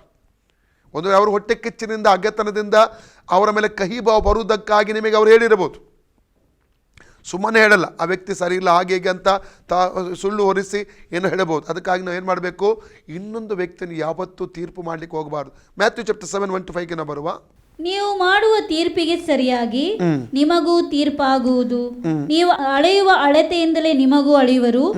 ನೀನು ನಿನ್ನ ಕಣ್ಣಿನಲ್ಲಿರುವ ತೊಲೆಯನ್ನು ಯೋಚಿಸದೆ ನಿನ್ನ ಸಹೋದರನ ಕಣ್ಣಿನಲ್ಲಿರುವ ರವೆಯನ್ನು ಯೋಚಿಸುವುದೇಕೆ? ನೀನು ನಿನ್ನ ಸಹೋದರನಿಗೆ ನಿನ್ನ ಕಣ್ಣಿನೊಳಗಿಂದ ರವೆಯನ್ನು ತೆಗೆಯುತ್ತೇನೆ ಬಾ ಎಂದು ಹೇಳುವುದು ಹೇಗೆ? ನಿನ್ನ ಕಣ್ಣಿನಲ್ಲಿ ತೊಲೆಯದೇ ಅಲ್ಲ, ಕಪಟಿಯೇ, ಮೊದಲು ನಿನ್ನ ಕಣ್ಣಿನೊಳಗಿಂದ ತೊಲೆಯನ್ನು ತೆಗೆದು ಹಾಕಿಕೋ, ಆಮೇಲೆ ನಿನ್ನ ಸಹೋದರನ ಕಣ್ಣಿನೊಳಗಿಂದ ರವೆಯನ್ನು ತೆಗೆಯುವುದಕ್ಕೆ ಚೆನ್ನಾಗಿ ಕಾಣಿಸುವುದು. ಅನೇಕ ಸಲ ದೊಡ್ಡ ತಪ್ಪನ್ನು ನಮ್ಮಲ್ಲಿಟ್ಟುಕೊಂಡು ಇನ್ನೊಬ್ಬರ ಚಿಕ್ಕ ತಪ್ಪಿನ ಕಡೆಗೆ ಹೆಚ್ಚು ನಾವು ಗಮನ ಹರಿಸುತ್ತೇವೆ ಪ್ರಿಯರೇ. ಅಲ್ಲಲ್ಲಯ್ಯ, ಅನೇಕ ಸಲ ನಾವು ನಮ್ಮನ್ನು ಪರೀಕ್ಷೆ ಮಾಡದೆ, ವಾಕ್ಯ ಹೇಳ್ತಾರೆ ನಮ್ಮನ್ನು ಪರೀಕ್ಷೆ ಮಾಡಬೇಕು, ಇನ್ನೊಬ್ಬರನ್ನು ಪರೀಕ್ಷೆ ಮಾಡಬಾರ್ದೆಂಬುದಾಗಿ, ತೀರ್ಪು ಕೊಡಬಾರ್ದೆಂಬುದಾಗಿ ವಾಕ್ಯ ನಮಗೆ ಹೇಳ್ತದೆ. ಅನೇಕ ತಪ್ಪು ನಮ್ಮಲ್ಲಿಟ್ಟುಕೊಂಡಿರ್ತೇವೆ, ಅದು ಗಮನವೆಲ್ಲ ಬೇರೆಯವರ ಕಡೆ ಇರ್ತದೆ. ನಮಗೆ ಅವರು ಹೇಗಿದ್ದಾರೆ, ಅವರು ಹೇಗೆ ಮಾತಾಡ್ತಾರೆ, ಎಲ್ಲ ತಪ್ಪು ಸಿಗುತ್ತದ, ತೀರ್ಪು ಕೊಡುವಂಥದ್ದು ಸರಿ ಇಲ್ಲ ಎಂಬುದಾಗಿರುವಂಥದ್ದು. ಅದಕ್ಕಾಗಿ ಅಂದರೆ ಮುಂದುಗಡೆ ಸಿಗುವಾಗ ವ್ಯಕ್ತಿಗಳು ಎಂಥ ಒಂದು ಪ್ರೀತಿ, ಎಂಥ ಒಂದು ಯಥಾರ್ಥತೆ, praise the lord brother, praise the lord sister, ಈ ರೀತಿಯಲ್ಲಿ ಇರ್ತವೆ. ಆದರೆ ತೀರ್ಪು ಕೊಡುವಂಥ ಸ್ವಭಾವವು ನಮ್ಮನ್ನು ಬಿಟ್ಟು ಹೋಗಬೇಕು. ಸಾತ್ವಿಕರಾಗಿ ಈ ಲೋಕದಲ್ಲಿ ಸಾತ್ವಿಕರಾಗಿ ನಾವು ಜೀವಿಸಬೇಕು ಪ್ರಿಯರೇ. ಅಲ್ಲಲ್ಲಿಯ ಓಕೆ, ಇನ್ನೊಂದು ವಾಕ್ಯ ನಾವು ಓದಿಕೊಳ್ಳೋಣ. ರೋಮಪುರದ ಪತ್ರಿಕೆ 1ನೇ ಅಧ್ಯಾಯ 30-31 ವಾಕ್ಯ. Romans chapter 1:30-31. ಅವರು ಕಿವಿ ಊದುವವರು. ಒಂದನೇದಾಗಿ ಕಿವಿ ಊದುವಂಥದ್ದು, ಮೂರನೇದಾಗಿ ಕಿವಿ ಊದುವಂಥ ಒಂದು ಗುಣ. ಅಂದರೆ ಅನೇಕ ಸಲ ಏನು ಮಾಡ್ತೇವೆ, ನಾವು ವ್ಯಕ್ತಿಗಳ ಮುಂದೆ ಒಳ್ಳೆಯದಾಗಿರ್ತೇವೆ, ಆದರೆ ವ್ಯಕ್ತಿಗಳ ಹಿಂದುಗಡೆ ನಮಗೆ ಅವರು ಆಗದಿದ್ದರೆ, ಅದೇ ಇದಕ್ಕೆ ಏನು ಕಿವಿ ಊದುವಂಥದ್ದು, ಆ ವ್ಯಕ್ತಿಯ ಬಗ್ಗೆ ಇಲ್ಲ ಸಲ್ಲದ್ದನ್ನು ಹೇಳುವಂಥದ್ದು ನಾವು ಮಾಡ್ತೇವೆ. ಅದು ಕಾರಣ ಏನು, ಒಳಗಡೆ ಗೊತ್ತಿಲ್ಲದೆ ಹೊಟ್ಟೆ ಕಿಚ್ಚು ಇರುತ್ತದೆ, ಆ ವ್ಯಕ್ತಿಯ ಮೇಲೆ ಹಗೆತನ ಇರ್ತದೆ, ಆ ವ್ಯಕ್ತಿಯ ಮೇಲೆ ದ್ವೇಷ ಇರ್ತದೆ. ಅದಕ್ಕಾಗಿ ಏನಾಗ್ತೇವೆ, ಅದು ಇಟ್ಟಿದ್ದರಿಂದಲೇ ನಾವು ಆ ವ್ಯಕ್ತಿಯ ಬಗ್ಗೆ, ನಮಗೆ ಯಾರು ಆಗ್ತಾ ಇಲ್ಲ ಆ ವ್ಯಕ್ತಿಯ ಬಗ್ಗೆ ಇನ್ನೊಬ್ಬರಿಗೆ ಕಿವಿ ಊದುತ್ತೇವೆ, ತಪ್ಪುಗಳನ್ನು ಹೇಳ್ತೇವೆ, ಆ ವ್ಯಕ್ತಿಯ ಬಗ್ಗೆ ನಾವು ಸುಳ್ಳುಗಳನ್ನು ಹೇಳ್ತೇವೆ, ಆ ವ್ಯಕ್ತಿಯ ಬಗ್ಗೆ ಈ ವ್ಯಕ್ತಿಗೆ ಏನು ಬರಬೇಕು, ಒಂದು ತಪ್ಪು ಭಾವನೆ ಬರಬೇಕು, ಆ ವ್ಯಕ್ತಿಯನ್ನು ಅವರು ಪ್ರೀತಿ ಮಾಡಬಾರ್ದು, ಸ್ನೇಹಭಾವದಿಂದ ನಡೆಸಿಕೊಳ್ಳಬಾರ್ದು. ಅದಕ್ಕಾಗಿ ಕಿವಿ ಊದುವಂಥ ಒಂದು ಗುಣ ಪ್ರಿಯರೇ, ಹಲ್ಲೆಲೂಯಾ.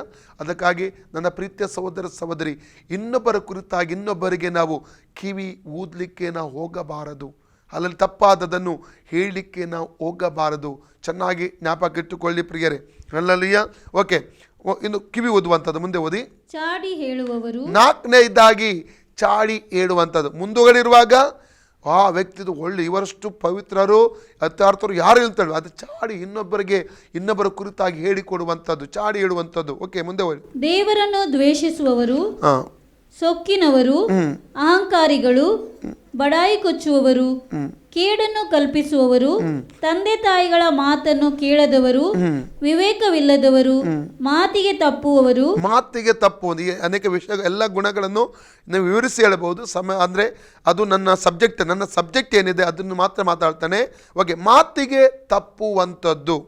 ನಾವು ಕೀರ್ತನೆ 15:4 ವಾಕ್ಯಕ್ಕೆ ಬರುವ ಸಾಮ್ ಚಾಪ್ಟರ್ 15:4, ನಷ್ಟವಾದರೂ ಪ್ರಮಾಣವನ್ನು ತಪ್ಪದವನೆಂಬುದಾಗಿ ಅಲ್ಲಿ ನಾವು ಓದ್ತೇವೆ. ಸಿಕ್ಕಿದ್ರೆ ಓದಿ. ಅವನು ಭ್ರಷ್ಟರನ್ನು ಜರಿದು ಬಿಟ್ಟವನು, ಯೆಹೋವನಲ್ಲಿ ಭಯಭಕ್ತಿಯುಳ್ಳವರನ್ನು ಸನ್ಮಾನಿಸುವವನು, ನಷ್ಟವಾದರೂ ಪ್ರಮಾಣ ತಪ್ಪದವನು ಆಗಿರಬೇಕು. ನಷ್ಟವಾದರೂ ಪ್ರಮಾಣವನ್ನು ತಪ್ಪದವನು ಆಗಿರಬೇಕು.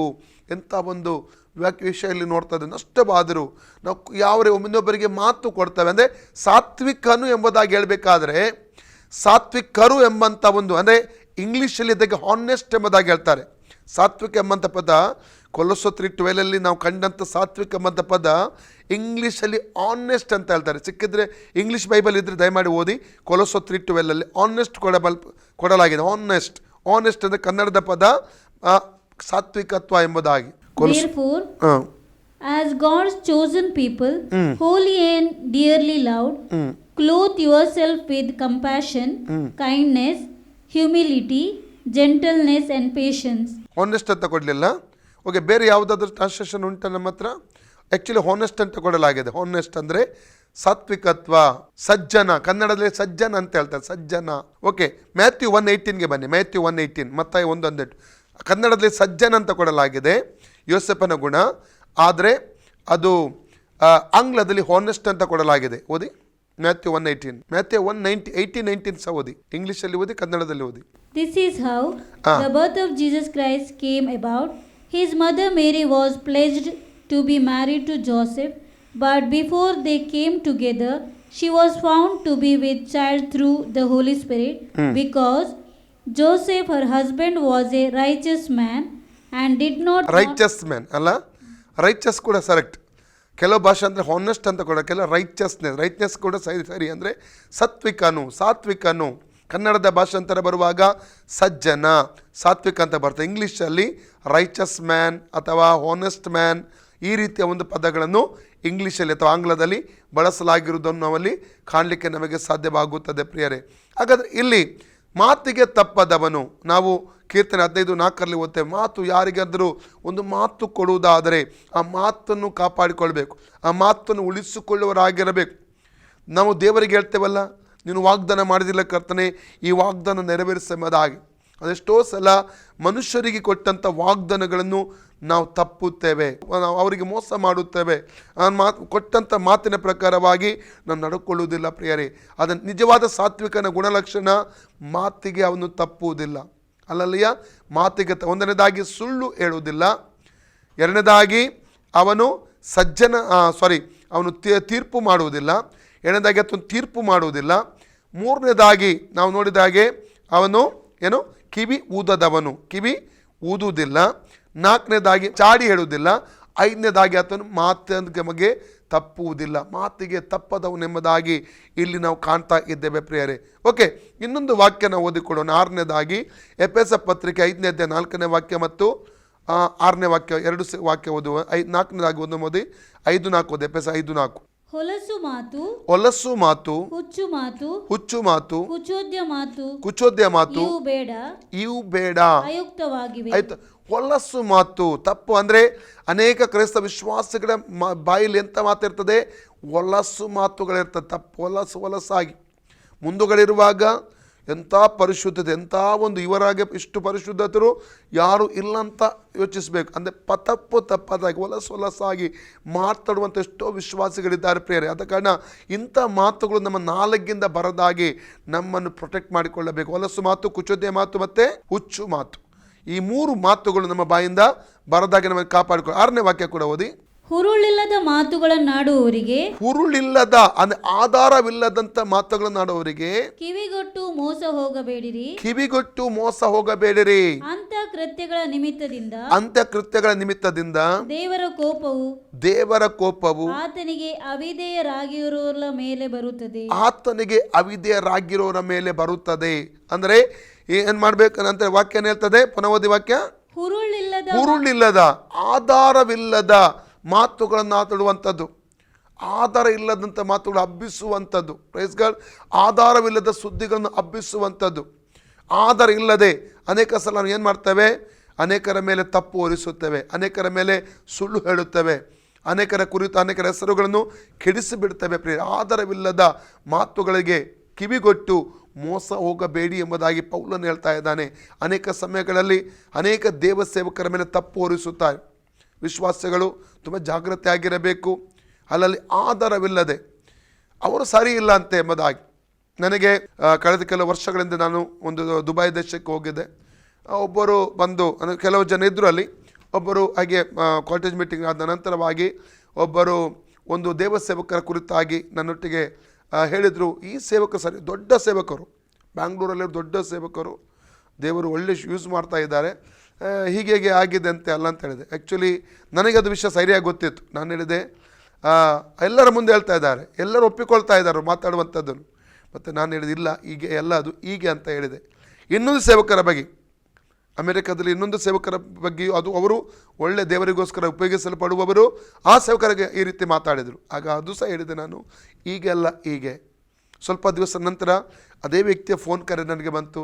ತಪ್ಪಾಯ್ತು ಭಾಷೆ, ನಾನು ಅವತ್ತು ಈ ರೀತಿ ತಪ್ಪಾಗಿ ಯಾರೋ ನನಗೆ ಹೇಳಿದ್ದನ್ನು ಕೇಳಿ ಅವತ್ತು ಮಾತಾಡಿದ್ದೆ, ನನಗೆ ಸತ್ಯ ಗೊತ್ತಾಯ್ತು ಎಂಬುದಾಗಿ. ಆದರೆ ಎಲ್ಲರೂ ಹಾಗೆ ಅಡ್ಮಿಟ್ ಮಾಡಲ್ಲ ತಮ್ಮ ತಪ್ಪುಗಳನ್ನು.